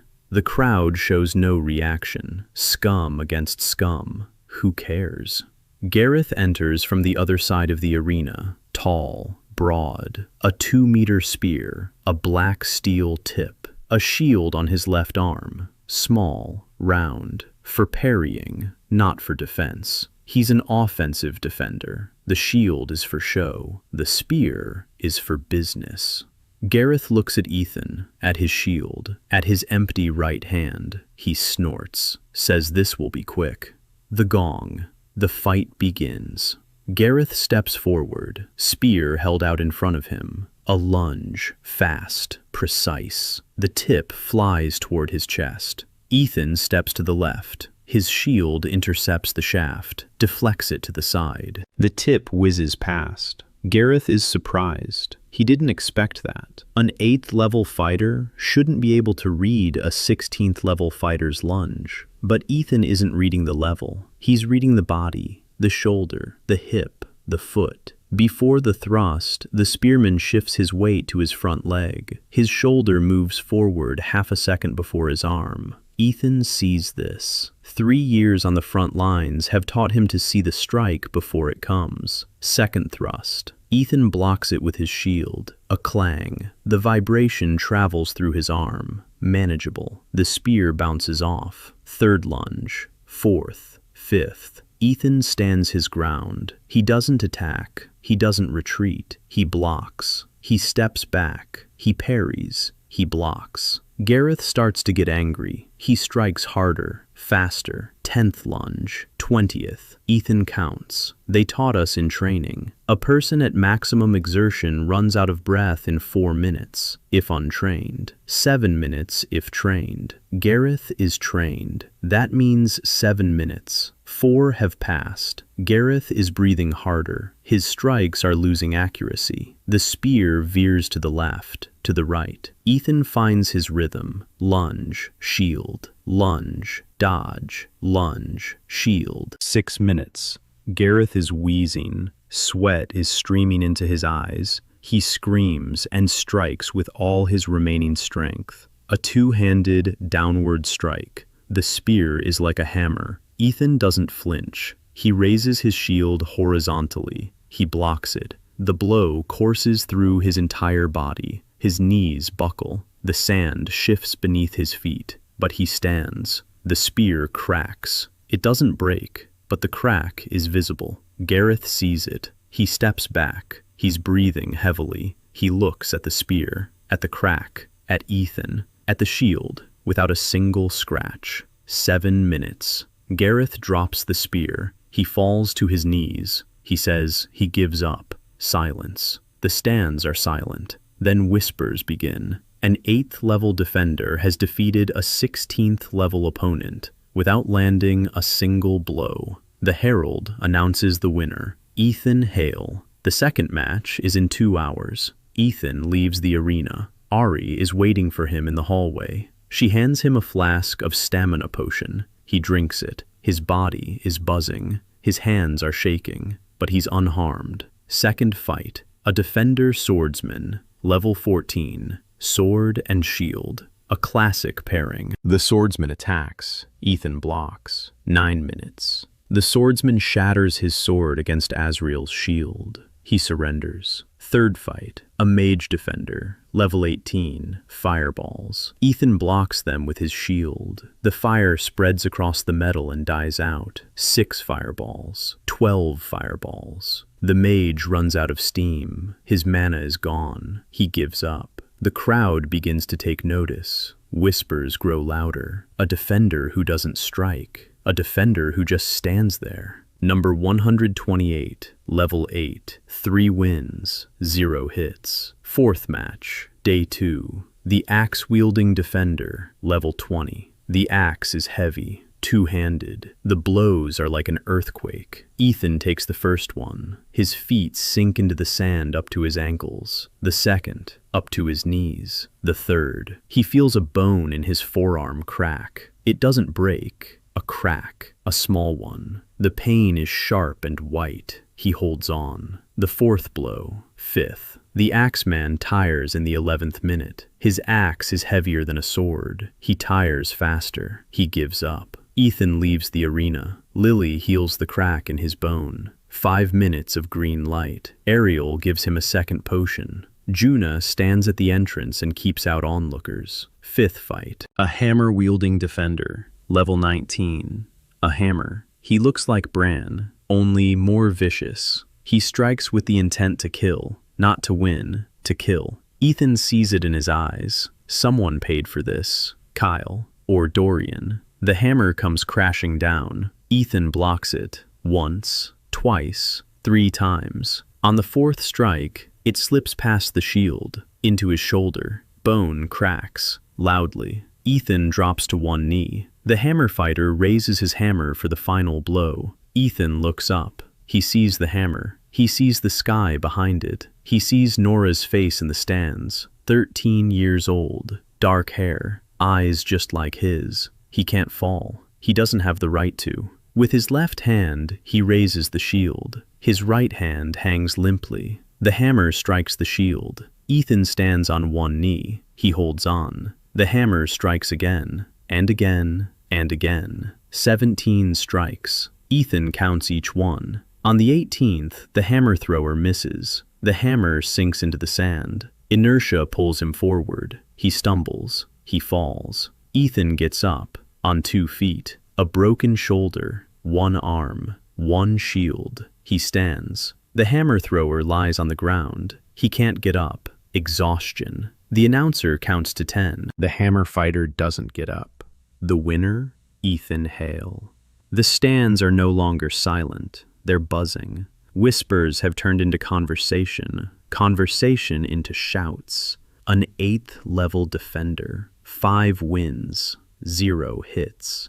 The bookmakers are recalculating the odds. The odds have dropped from 1 to 400 to 1 to 20. Someone in the stands is shouting his name. Ethan can't hear it. He heads to the locker room. Lily runs after him. A green light shines on his shoulder. The bone is healing. Slowly, painfully, but it's healing. Ariel is waiting with a potion. Her face is serious. She says the next fight is the semi-final, and that his opponent is a man Dorian Renfield trained specifically for this. Class, Defender Executioner. Level 24. Specialization, execution by strangulation. Not with a sword, not with magic, with a chain. He wraps the chain around the throat and squeezes. A shield is useless against that. Ethan listens. He closes his eyes. He thinks. Then he opens them and says that a shield is useless, but a smoke bomb isn't. Ariel looks at him. She smiles slowly. Semi-finals. The arena is packed. Not half full, completely full. 20,000. Word spread throughout the capital overnight. A defender who doesn't strike. Level 8. 5 wins. People have come to witness a miracle or death. Either is worth the spectacle. Ethan stands in the locker room. His shoulder has healed. His body aches, but he's holding up. Ariel slipped a smoke bomb into his pants pocket. A small one, the size of a walnut. White smoke. 12 minutes. But in the arena, 12 minutes is an eternity. The tournament rules don't prohibit consumables. Only weapons are restricted by class. A smoke bomb isn't a weapon. It doesn't deal damage. It blocks the view. The announcer makes the call. Semifinal, number 128, Ethan Hale, Defender, level 8, against number 13, Victor Gray, Executioner Defender, level 24. The crowd roars. Not for Ethan, for the spectacle. Ethan enters the arena. Victor enters from the other side. Tall, muscular, shaved head, a scar across his entire face, a chain in his hands, 3 meters, thick links, hooks at the ends. This chain isn't for fighting, it's for execution. Victor isn't a defender. He's an executioner who was given a shield as a cover. Dorian Renfield gave him a spot in the tournament, gave him money, gave him an order to kill Ethan Hale in public, in front of 20,000 people. An accident in the arena. Victor looks at Ethan. He says nothing. He doesn't waste words on a dead man. The gong. Victor moves, quickly, surprisingly fast for a man of his size. The chain whips out, the whistle of metal through the air. The first blow, not to the torso, to the legs. The chain wraps around his ankle. Victor yanks. Ethan falls, face down in the sand. The chain drags his leg. Victor drags him across the arena. The crowd gasps. Ethan grabs the ground with his right hand. His left hand holds the shield. The chain cuts into his skin. Blood. Victor yanks again. He swings it around. A second chain. Where did that come from? He has 2. The second one flies toward his throat. Ethan rolls over. The chain strikes the sand next to his head. He stands up. His leg is on fire. The chain is still wrapped around his ankle. Victor holds the end and winds up the second one. Ethan realizes it. The shield is useless against a grapple. The chain goes around the shield. It wraps around him. It tightens. It chokes him. Victor doesn't strike. He's waiting, like a hunter. A bomb. Now. Ethan raises his shield to face level with his left hand. With his right, he reaches into his pocket. His fingers find a small, smooth ball. He throws it at Victor's feet. A pop. White smoke. Thick. Impenetrable. 12 minutes. Victor disappears into the smoke. The crowd roars. The referees stand up. This is unexpected. Smoke isn't against the rules, but no one has ever used it in the arena. Why block your view if you want to attack? But Ethan doesn't want to attack. Ethan wants to survive. In the smoke, Victor is blind. The chain is useless without visual contact. He doesn't know where Ethan is. He whips the chain around blindly. The metal whistles. Ethan crouches. The chain swings over his head. He moves silently. 3 years at the forefront of the dungeons. Darkness. Silence. He knows how to move without a sound. Victor listens. Ethan holds his breath. 1 second. 2. 3. Victor takes a step to the left. Ethan takes a step to the right. They circle in a white cloud, blind to the stands, blind to each other. But Ethan isn't blind. He senses it. The shield senses it. A marker. Victor has no marker, but the sand beneath his feet vibrates. Every step Victor takes is a vibration. A heavy man, 100 kilograms. Ethan counts the steps, the vibrations, the direction, just like in bomb disposal training. Pinpoint the source by the ground's tremors. Victor is 3 meters away, to the left, moving clockwise. Ethan waits. Victor takes another step. 2 meters. Another step. 1 meter. Victor throws the chain, blindly, in the direction where, according to his calculations, Ethan is standing. But Ethan isn't there anymore. He crouched down. The chain swings over him. Victor loses his balance. The momentum of the throw pulls him forward. Ethan stands up, shield in front of him. Victor crashes into the shield, face first, at full speed. The sound is like a hammer striking an anvil. Victor is flung backward. He falls. The chain slips from his hand. Ethan stands over him. The smoke begins to clear. The stands see it. Victor is on the ground. His face is covered in blood. His nose is broken. Ethan stands there, shield in front of him. He didn't strike him. Victor crashed into it himself. The announcer counts. Victor gets up at the 6-second mark. Blood floods his eyes. He roars. He grabs the chain. He whips it around. He strikes. Ethan blocks it with his shield. The chain wraps around the shield. Victor pulls. He tries to rip the shield from Ethan's hand. Ethan holds on. His left hand. His fingers are white with tension. His muscles are on fire. His tendons creak. Victor pulls. With both hands. 100 kilograms are pulling the shield toward him. Ethan weighs 70. He's being dragged across the sand. His feet leave ruts. But he doesn't let go. Victor pulls and pulls. A minute, 2, 3. He can't wrest the shield away, and he can't let go of the chain because then Ethan would be left with the shield, and he'd be left without a weapon. A stalemate. But not quite, because Victor is expending his strength, and Ethan is just holding on. Holding is easier than pulling. Physics. Simple. Pure. 4 minutes. Victor is gasping for breath. His hands are shaking. His grip is weakening. 5 minutes. The chain slips out of his hands. Victor stands there, unarmed. He's breathing heavily. He looks at Ethan. Ethan stands there. The shield is in front of him. The chain hangs from it like an ornament. Victor stares. And for the first time, something other than professional indifference appears in the executioner's eyes.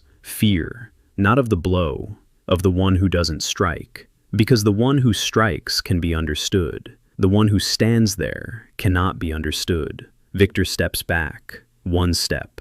2. 3. He raises his hand. He says he's giving up. The arena erupts. 20,000 voices. Shouts. Stomping. Someone throws a hat into the arena. An 8th level defender. Semifinals. 6 wins. 0 strikes. The bookmakers are in a panic. The odds, which were 1 to 400, have plummeted to 1 to 5. Someone has lost a fortune. Someone has made a fortune. Ethan leaves the arena. Lily is in the hallway, pale. Her hands are shaking. A green light shines on his ankle, on the wound from the chain. Ariel is beside her. She's silent. Her face is serious. Junna stands by the wall, looking toward the entrance to the arena. There, in the shadows, stands a figure. A woman. Black hair. Dark eyes. Harin. She's here. She's looking at Ethan. He senses the mark. Faint. Barely alive. But it's there. Their eyes meet for a second.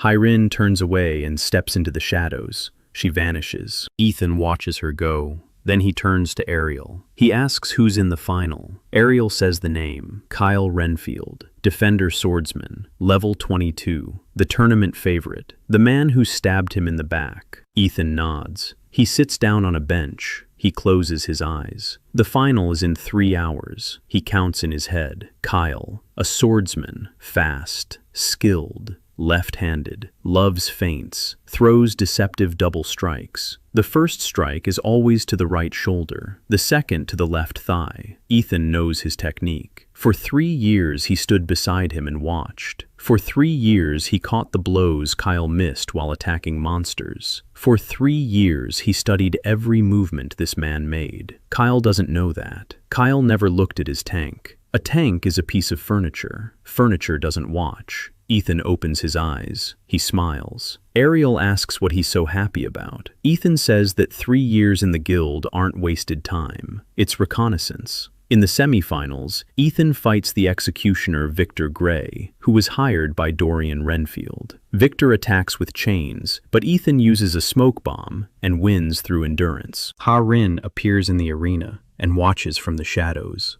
In the finals, Kyle Renfield awaits Ethan, and Ethan knows his every move after 3 years of observation. The finals. The arena is buzzing. 20,000 people, standing, everyone, even the royal box. Ethan sees a figure in gold on the balcony, King Waldheim, advisors nearby, generals, and alone, in the shadow of a column, a man in a hooded priestly robe, an emblem on his chest, a blade within a circle of the sun, someone from the order, high-ranking, perhaps Cardinal Severin himself. Ethan isn't sure. He's far away, but a chill emanates from that direction, like a draft from an open grave. The announcer makes the announcement. The final of the Royal Tank Selection, number 128, Ethan Hale, Defender, level 8, against number 1, Kyle Renfield, Defender Swordsman, level 22, the tournament favorite. The crowd roars Kyle's name, loudly, confidently. He's the favorite, he's handsome, he's strong. He's Dorian Renfield's nephew. Behind him lie money, power, and prestige. Ethan steps out into the arena, sand beneath his feet. The sun is setting. Orange light falls on the white stone of the stands. It's beautiful, like the final shot in a movie. Kyle enters from the other side. His armor is silver. A sword hangs from his belt. A shield rests in his hand, small and decorative. Kyle isn't a defender. He's a swordsman with bonus defense. He's never used his body to shield another. His shield is clean and shiny, not a single dent, not a single scratch. Kyle looks at Ethan. His face is pale. He didn't expect this. He didn't expect Ethan to make it to the finals. He didn't expect Victor to lose. He didn't expect a low-level, 8th-tier trash defender to take out 6 opponents. Kyle is afraid. Ethan sees it, subtle movements. His fingers grip the sword hilt too tightly. His weight is on his back leg, ready to retreat, not to attack. Fear, not of the blow, of the truth, of the fact that 20,000 people will see him thrust his sword into the back of the man now standing before him and not strike. The gong. Kyle doesn't move. He, 1, 2, 3. The crowd waits. Kyle stands. Ethan stands.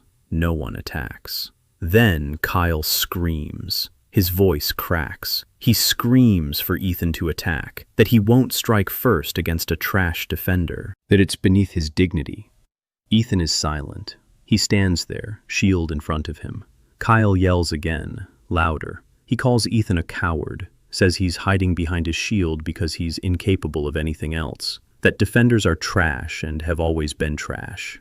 The crowd is silent. 20,000 people are listening as the tournament favorite yells at a man who won't raise his hands, and they don't like what they're seeing. Kyle feels it. He feels the silence bearing down on him, and he does the only thing he knows how to do.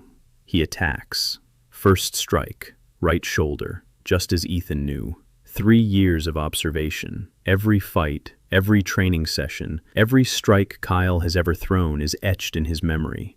Ethan steps to the left. The sword whizzes past. Kyle spins around. Second strike, left hip. Ethan lowers his shield, blocks. A clang. Kyle feints. A feint double. The third strike comes up from below, aimed at the chin. Ethan knows. He's seen that feint 100 times. He tilts his head back. The sword sweeps past his face. The wind from the blade chills his skin. Kyle jumps back. His eyes are wild. He doesn't understand. He's being read. Every strike, every feint, every movement. It's as if Ethan knows what's coming before Kyle even decides.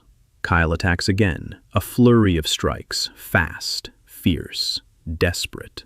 Ethan blocks them with his shield.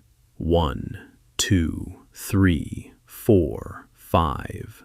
Every strike is a ringing sound that echoes through the arena. Every strike sends sparks flying from the metal. Kyle strikes and strikes and strikes.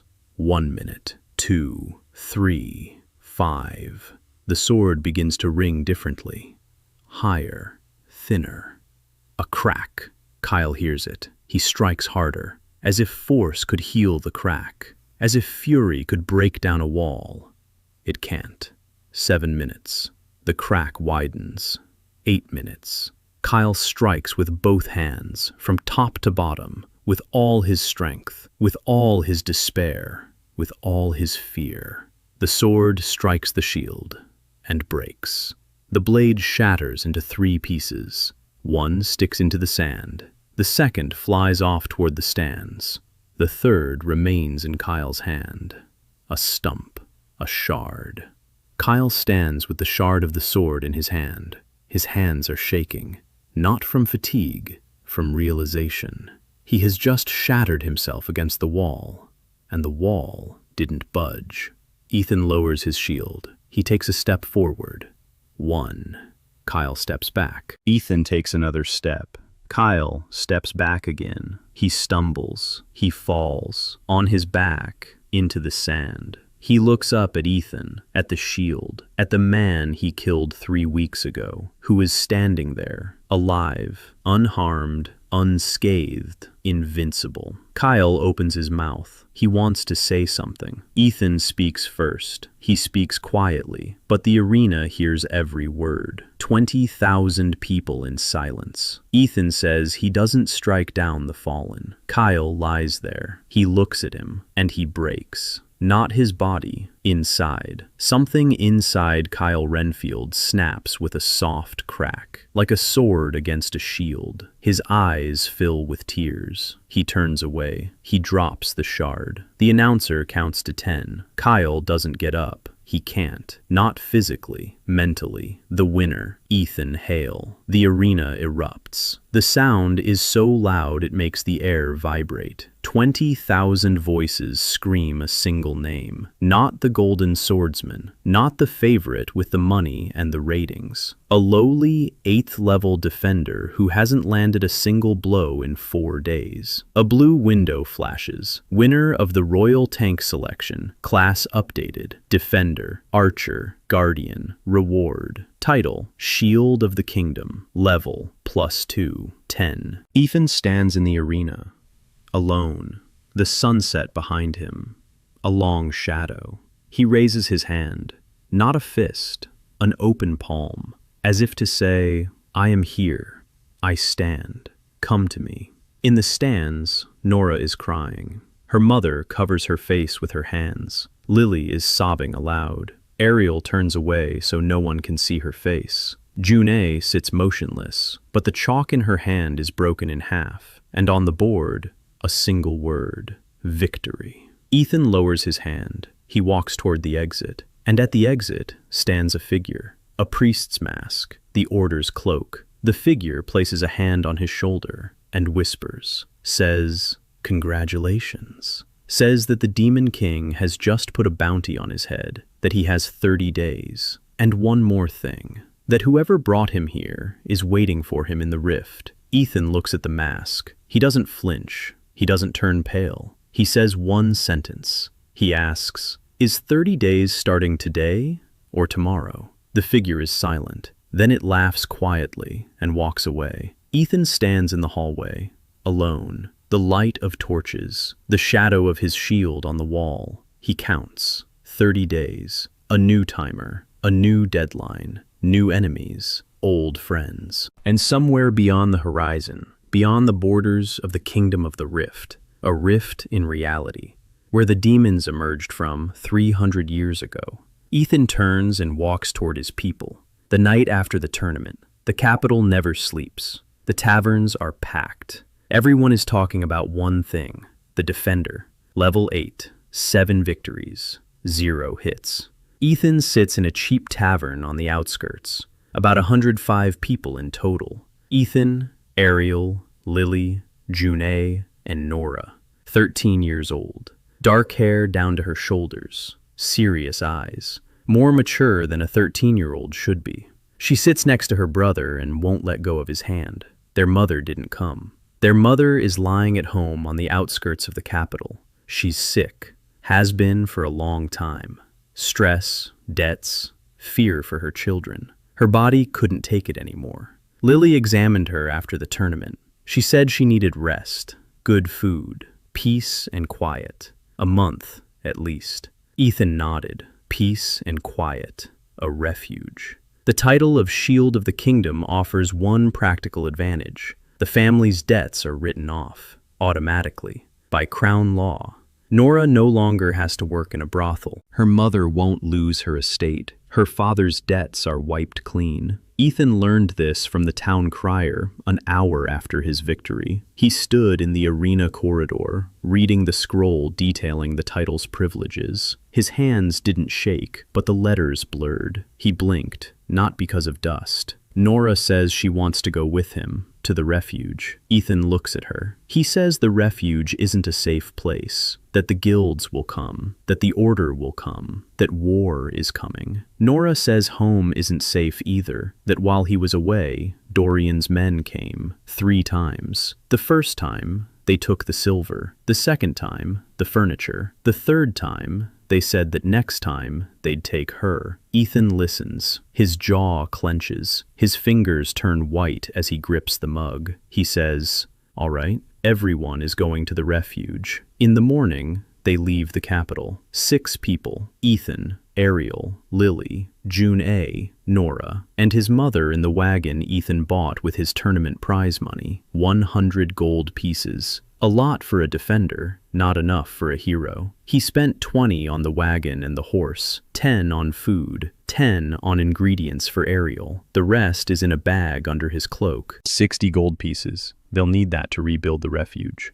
The journey takes 3 days. On the second day, a rider catches up to them. A girl, expensive armor, a sword at her belt, black hair, cold eyes, a beautiful yet stern face. Sora Han, 17 years old, an S-rank swordswoman, heiress to the House of Han, publicly betrothed to Kyle Renfield. She stops her horse in front of the wagon. She looks at Ethan. She says she needs to talk. Ethan nods. They step aside. Sora speaks plainly, without preamble. She says she saw the final battle. She saw how he stood there, how he didn't strike back, how Kyle crashed into him. She says she hates defenders. She says that when she was 12, her younger brother was killed in a dungeon because the party's tank ran away, abandoned his position, ran off, and her brother took the hit that was meant for the tank. 12 years old, a boy, dead, because the defender turned out to be a coward. Ethan listens. He doesn't interrupt.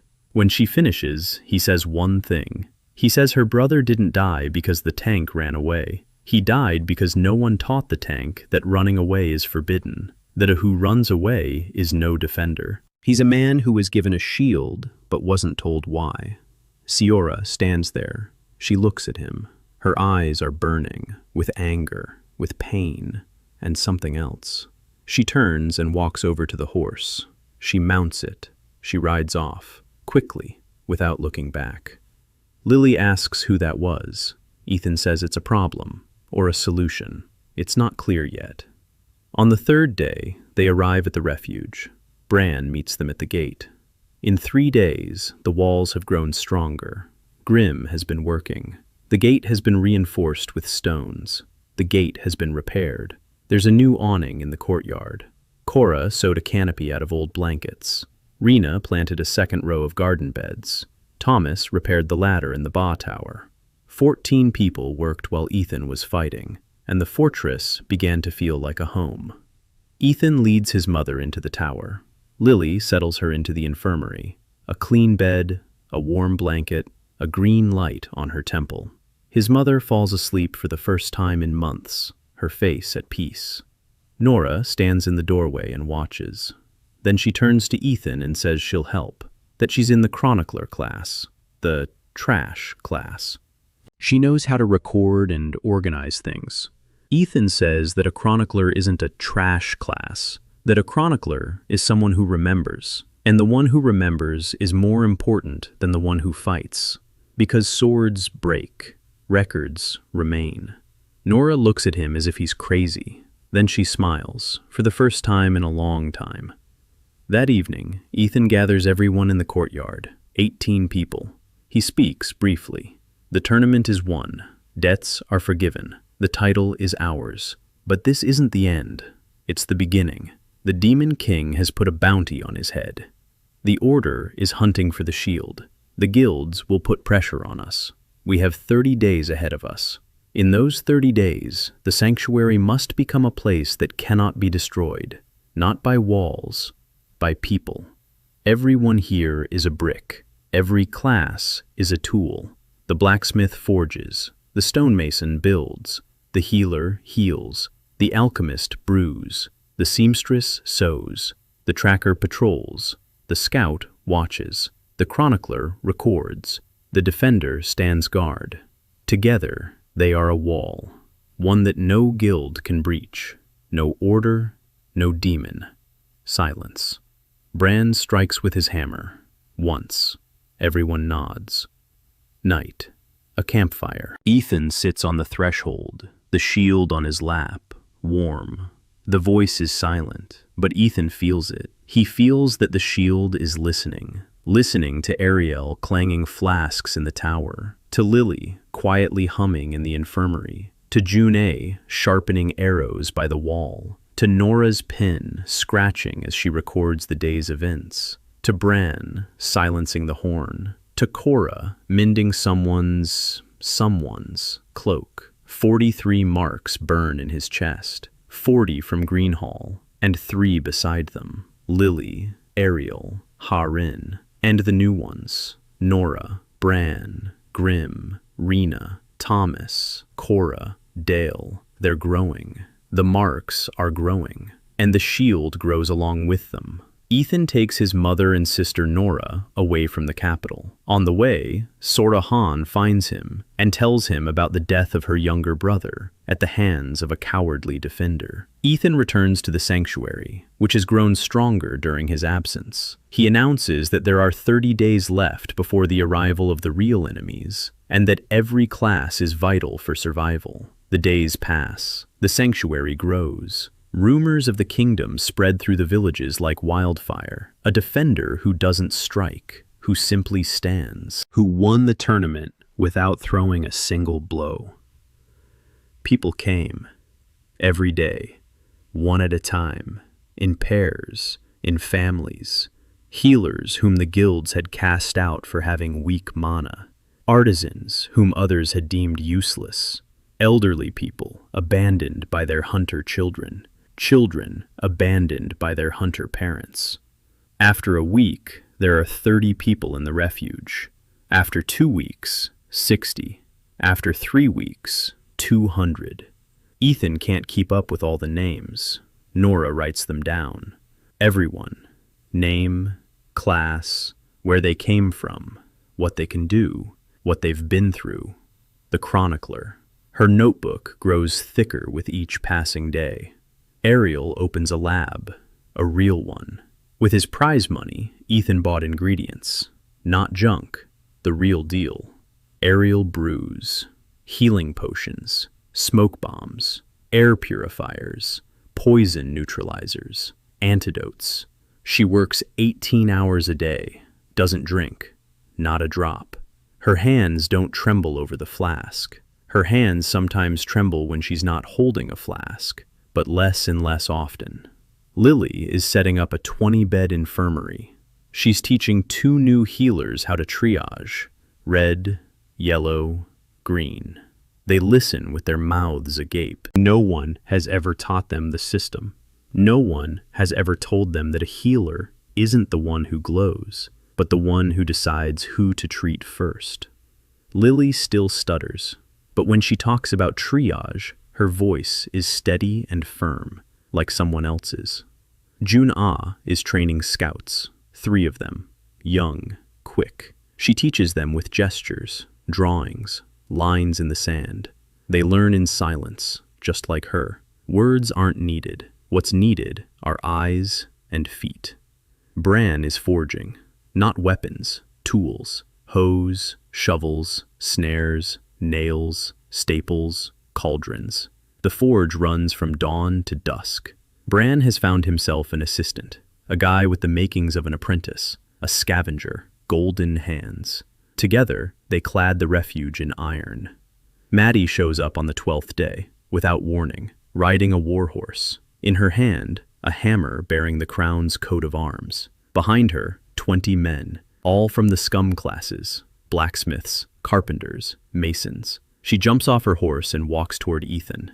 Madeline Rice, 19 years old, a bastard princess, leader of the scavenger class underground movement. She says she saw the tournament, that she heard about the refuge, that she brought people with her, and that if he refuses, she'll stay anyway, because this is the only place in the kingdom where a blacksmith is more important than a swordsman.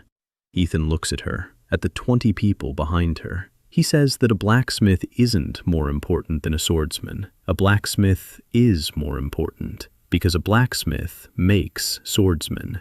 Maddie laughs, loudly. She says he's strange, and that she likes it.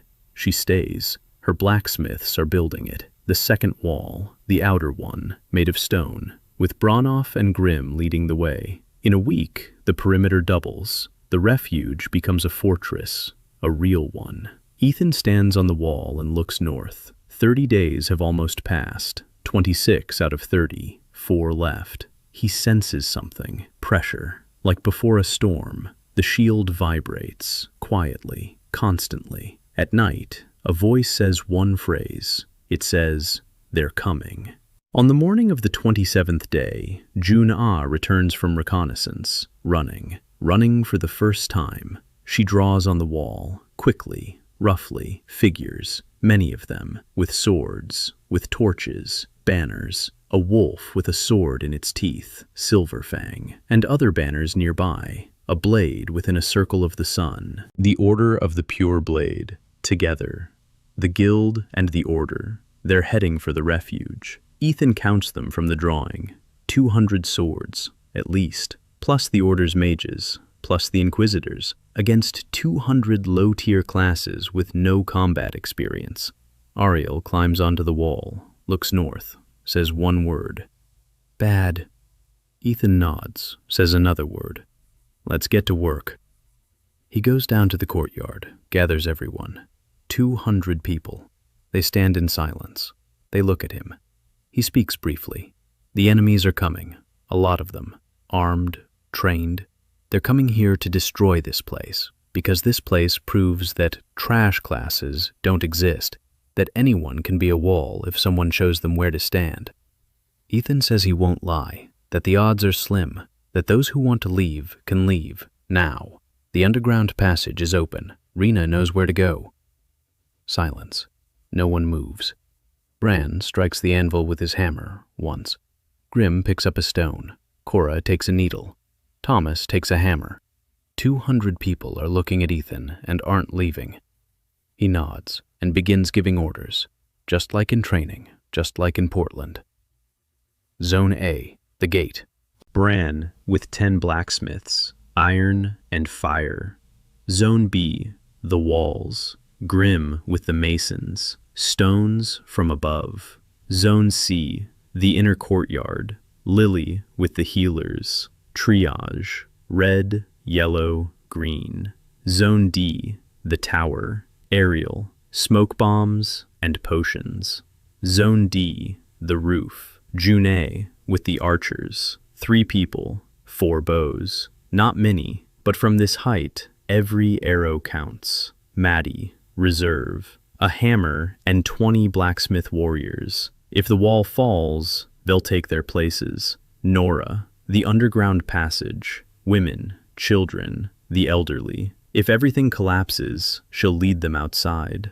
Ethan stands at the gate, shield held before him, and waits. Dust appears on the horizon, then banners, then faces. D-swords drawn. Fang's silver armor. The black cloaks of the Order. At the forefront, on horseback, is Kyle Renfield. Beside him stands a figure in a priestly robe. The hood is lowered. His face is uncovered. An old man, 60 years old, thin, eyes like 2 pieces of ice. Cardinal Severin, head of the Order of the Pure Blade. The man who, 10 years ago, shattered the previous shield and killed its bearer. He looks at the refuge, at the walls, at the people on the walls, at Ethan by the gate, and he smiles, calmly, like a man who has seen it all before and knows how it will end. Severin does not attack immediately. He rides toward the gates, alone, without guards. A white horse, a black cloak, hands on the bow in the saddle, calm as a rock. He speaks loudly so that everyone on the walls can hear. He says he has not come to fight. He has come to take the heretical artifact, Azrael's shield, property of the Order, that the bearer can leave alive. If he hands over the shield, if he refuses,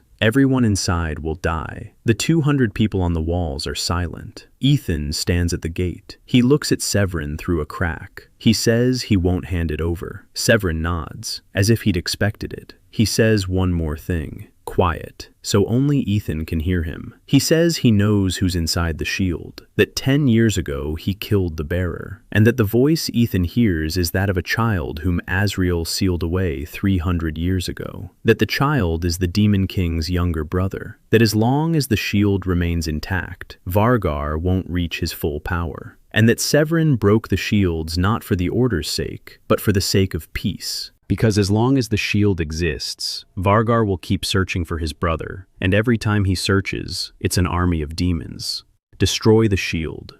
Valgar will lose hope. He'll retreat. The world will live on. Ethan listens. He thinks. Then he says one thing. He asks what will happen to the child inside the shield. Severin is silent. The answer lies in that silence. The child will die. Ethan shakes his head. He says he won't give the child up. Severin turns his horse around. He rides off to his men and raises his hand.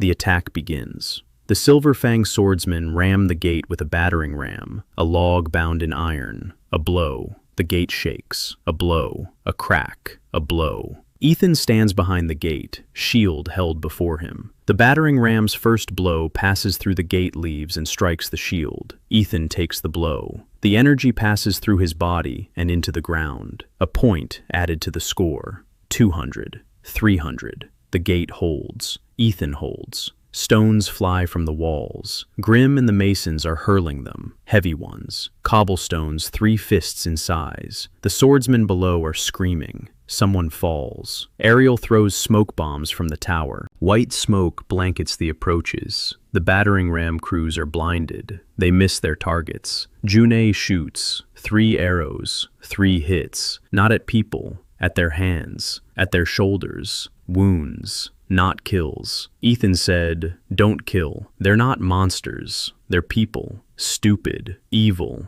greedy, but people." The first wave retreats. A pause. 15 minutes. The second wave. Mages of the Order. Fireballs. 3 at once. They fly into the wall. An explosion. Stones shatter. 1 fireball flies over the wall and falls into the courtyard. Bran knocks it away with his shield. A blacksmith's shield. A heavy one. Sparks fly. A second volley. Ethan sees it. 3 fireballs fly toward the tower, toward Ariel. He runs, raises his shield, activates Azrael's dome for the first time. The shield expands. Blue light. A hemisphere envelops the tower. 3 fireballs strike the dome and fizzle out, like flies against glass. 30 seconds. The dome holds. Then it fades. But 30 seconds were enough. Ariel is safe. The vials are intact. She looks up at Ethan from below. She yells at him not to stand there like a statue and to head back to the gate. Ethan runs back. The third wave, Kyle, in person, with a new sword. He climbs over the wall where the stones have cracked from the fire. Alone. His eyes are wild. He shouts Ethan's name. Ethan hears him at the gate. He turns around. Kyle runs across the courtyard, sword raised above his head. Standing between him and Ethan is Lily, by the infirmary, with 2 wounded men. She sees Kale. She turns pale. She freezes. Kyle doesn't see her, or doesn't consider her an obstacle. He runs past her. Ethan sees the distance. 20 meters. He won't make it in time. But the shield can. Target. Lily. She's on fire. Brightly. The shield jerks his arm. Teleportation. Once a day. In a single burst. The world blurs into a line. Ethan appears in front of Lily. Between her and Kyle. The shield in front of him. Kyle crashes into the shield at full speed. He flies back, rolls across the ground. His sword falls out. Ethan stands. Lily is behind him, alive. Kyle gets to his feet. He looks at Ethan, at the shield, at Lily. Something in his eyes changes. Not fear, not anger. Something else. Confusion. He opens his mouth, then closes it, then turns around and climbs back over the wall. He leaves. The battle continues. The 4th wave, the 5th, the 6th. The walls are creaking. People are getting tired. The healers are running out of steam. The potions are running out. Ethan stands at the gate. The pain threshold is rising. 1,000, 1,500, 2,000 in one night. His ribs are broken. His arm won't bend. Blood flows from a gash in his eyebrow and floods his left eye. But he stands, and everyone behind him stands, because he stands. Dawn. The 7th wave doesn't come. Ethan looks through a crack in the gate. Severin's army is retreating. Not fleeing, retreating. In an orderly fashion, quietly. Severin is in the center on a white horse. His face is calm, but Ethan sees it. A crack. Not on his face, deeper. 10 years ago, Severin shattered a shield shield with a single blow. Tonight, 200 trash-class soldiers held his army at bay for 7 hours, and the shield didn't crack. Severin rides away. Kyle follows him. Silver Fang and the Order head north, toward the capital. Ethan lowers his shield. His knees buckle. He sits down on the ground by the gate. Lily runs to him. A green light, his ribs, his arm, his eyebrow. She heals him and cries at the same time. Ariel climbs down from the tower, black with soot. Her hands are burned. She sits down beside him. She says nothing. Junna climbs down from the roof. Her quiver is empty. All the arrows are gone. She sits down next to him. Maddie steps out from behind the wall, a hammer on her shoulder, blood on her face, not hers. She sits down next to him. And another figure steps out of the shadows by the wall, Hareen. Black hair, dark eyes, no order cloak, no sword, a rolled-up piece of paper in her hand. She approaches Ethan. She holds out the papers. She speaks quietly. She says these are the Order's internal maps, all the secret routes, all the warehouses, all the names. She stole them last night while Severin's army was marching on the sanctuary, because she realized one thing, that a god who forbids protecting the weak is not a god. It's an excuse. Ethan takes the papers. He looks at Hareen. He says thank you. Hareen stands there. She is silent. Then she sits down next to him, far from the others, at arm's length, but close, close for the first time.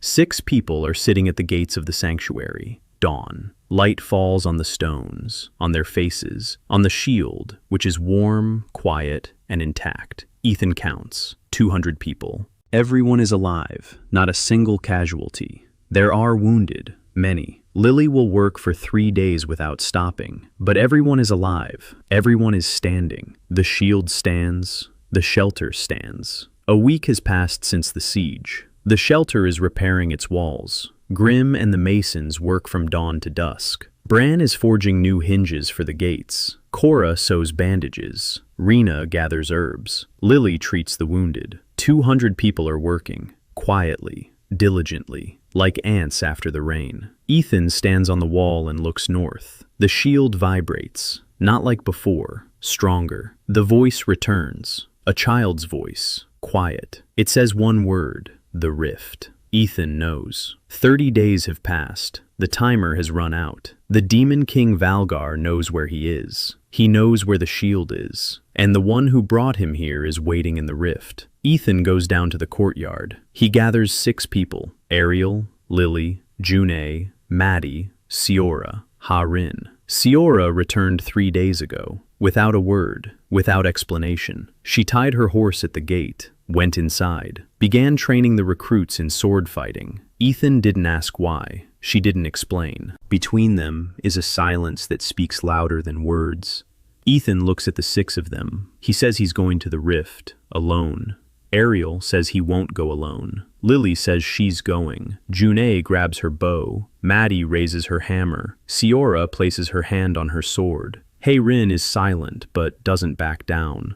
Ethan says the sanctuary can't be left unprotected, that 200 people are vulnerable without them. Maddie says Bran will manage, that he managed while they were away at the tournament, that he'll manage again. Ethan looks at Bran. Bran is standing by the forge, hammer in hand. He nods, once, a heavy nod, like a blow on the anvil. 7 people leave the sanctuary at dawn. Ethan leads the way, shield in hand. The journey to the rift takes 4 days, through the hills, through the forest, through the dead zone on the kingdom's border where the earth is black and no grass grows. The city of Ashmore once stood here. 2,000 S-rank hunters. Valgar's erasure vaporized them in a second. All that remained were charred stones and a smell that Ethan remembers, the smell of burning and emptiness, like in that shopping mall in Portland after the fire, only on a different scale. They say little along the way.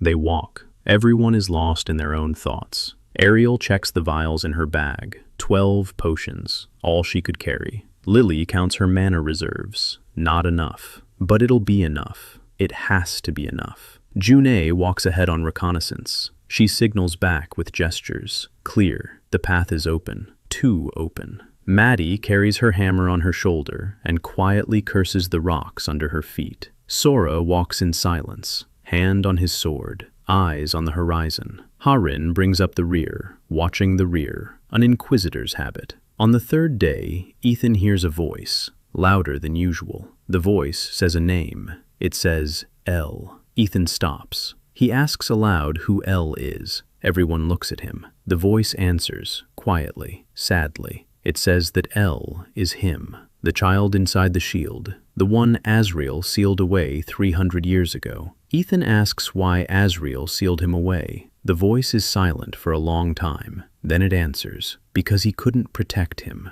because Valgar took him, and the only thing Azrael could do was hide his brother's soul inside an object that Valgar couldn't destroy, inside his shield. 300 years. A child has been inside the shield for 300 years, alone, in the darkness, waiting for the one who would take the shield and not break. Ethan stands on barren ground. The wind carries ashes. He looks at the shield, at the metal, at the inscription. He who does not raise a sword will raise the world. He speaks softly. He says that L is no longer alone. The shield glows with warmth, for a second, like a smile. The fourth day, a rift, a crack in reality, 10 meters wide. The bottom is invisible. Black fog rises from the depths. It smells of iron and something sweet, rotten. They stand on the edge, 7 people. A figure emerges from the crack, tall, dark, not human. The Demon King, Valgar. He's not what Ethan expected. Not huge, not monstrous. Human height, a human face. Young, beautiful, sad. His eyes are red, not from anger, from tears. 300 years of tears. Valgar looks at the shield, at Ethan, and says one word, L. Silence, wind, ashes. A voice from the shield answers, quiet, childlike. It says one word, brother. Valgar takes a step forward. His hand reaches for the shield. Siora grabs her sword. Maddie raises her hammer. Ha-Rin assumes a fighting stance. Ethan raises his hand. He stops them. He looks at Valgar, at his face, at his eyes, and he sees, not the Demon King, an older brother who lost his younger brother 300 years ago and burned the world to find him. Ethan knows that face. He's seen it in the mirror, every day since he got here. The face of a man who lost those he was supposed to protect. Ethan lowers his shield. He doesn't drop it. He lowers it. He exposes his chest, unprotected. Vargar stares. He doesn't understand. Ethan speaks calmly. He says that El is inside the shield, alive, that his soul is intact, that Azrael hid him to protect him, not from Valgar, from the war, from what Valgar started for his sake. Valgar stands still, his hand frozen in midair, his face stony. Then a crack, like on Kyle's sword, just like on the walls of the sanctuary, a crack in the Demon King's face, and through it, what shows isn't anger, it's pain. Old pain, 300 years old. Valgar says he wants him back, that he'll destroy the world if he has to, that he doesn't care. Ethan says he understands, that he would destroy it too, that any older brother would. But he says there's another way. Vargar asks what it is. A voice from the shield speaks for itself. Quiet, childlike. It says it doesn't want its brother to destroy the world for its sake, that he's been waiting 300 years. That he's tired, but that if his brother stops, he'll wait some more, as long as it takes, because a world where his brother doesn't kill people is a world worth returning to. Valgar listens, his face contorts, his red eyes close, his fists clench. Silence, a long, terrifying. Then Valgar opens his eyes. He looks at Ethan. He says he wants a guarantee, that the shield will remain intact, that El will be safe, that no one will break the shield the way Severin broke the previous one. Ethan says that he is the guarantee, that as long as he's alive, the shield is intact, that as long as the shield is intact, El is alive, that he stands between them, always has, always will. Valgar looks at him for a long time, then he turns. He walks into the rift, without looking back. The dark figure dissolves into the black mist, and the rift begins to close, slowly. inch by inch. The earth trembles, rocks shift, the crack narrows. Ethan stands and watches. The rift doesn't disappear completely. A gap remains, narrow. A hand could fit through, a connection, a channel, a promise. Vargar didn't destroy the world, and Ethan didn't break the shield. El cries silently inside. Not from pain. The pain meter flickers. Plus 10,000. Covered. El. A single soul. 300 years of solitude. Sealed. A new seal on the shield. The seventh. The last. The inscription flashes gold. He who does not raise the sword will raise the world. They're returning home. 7 people across the dead land that's beginning to come back to life. Grass pushes through the ashes, tiny, green. The first in 300 years. The road back is easier. Ariel says that Ethan is a clinical idiot who just struck a deal with the Demon King and somehow survived. Lily is silent. She presses herself against his shoulder during a rest stop and falls asleep. Junna draws 7 figures on a rock by the crack. Maddie says that when she becomes queen, her first decree will be to declare Ethan the crown shield. Siora sharpens her sword and doesn't look at Ethan, but she sits closer to the fire, closer to him. Herin is silent. Then she quietly says that her father was the previous bearer, that Severin killed him, that she grew up not knowing this. And now she knows. And she asks Ethan one thing. She asks what it's like to stand between them and not break. Ethan thinks for a moment. Then he answers. He says it hurts. It hurts every time. That the shield takes the blow, but the body feels everything. That bones crack and blood flows and his legs buckle. But he stands not because it doesn't hurt, but because there's someone alive behind him. And as long as that someone is behind him, his legs have no right to give way. Harin listens. She's silent. Then she says quietly that she wants to learn, to stand in between, like him. Ethan says he'll teach her. They arrive at the sanctuary at dawn on the 5th day. Bran stands at the gate, a hammer in his hand. He waits. 200 people in the courtyard. They wait. Ethan walks through the gate. He raises his hand, an open palm, like in an arena. I'm here. I'm standing. Come to me. Silence. Then Bran strikes with his hammer. Once. And the courtyard erupts with voices. Evening. A bonfire. Ethan sits on the threshold of the sanctuary, a wooden mug in his hand. Next to him, Lily sleeps with Ariel on her shoulder. Ariel isn't sleeping. She's staring at the fire. She isn't drinking. 20 days sober. A record. Junna draws stars with chalk on the stone wall. Each star is a name. The names of the people in the shelter. 200 little stars. Maddie repairs the hammer and grumbles that the handle cracked. Siora sharpens her sword and pretends not to look at Ethan. She's not very good at pretending. Harin sits a little to the side. For the first time in her life, she isn't praying. She's just breathing. Nora's pen scratches. She's writing everything. Every day, every name, every stone in the wall. Ethan's mother stands in the tower doorway, on her feet for the first time in a long time. She looks at her son. She's silent. She smiles. Ethan looks up at the sky. The stars are bright.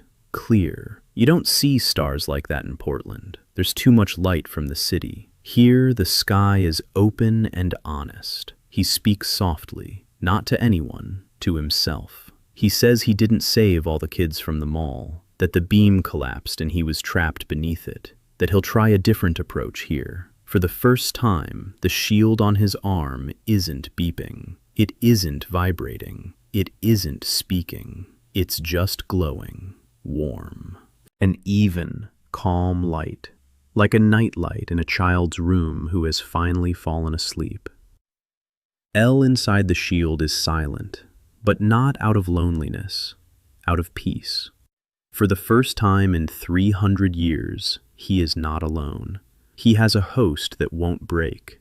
And outside the walls of the shelter, 200 people are standing, because one man once stood between them and what was coming, and he didn't back down. Ethan finishes the water in his mug. He sets it down on the rock. He closes his eyes. Tomorrow will be a new day, new people at the gates, new walls that need repairing, new threats on the horizon.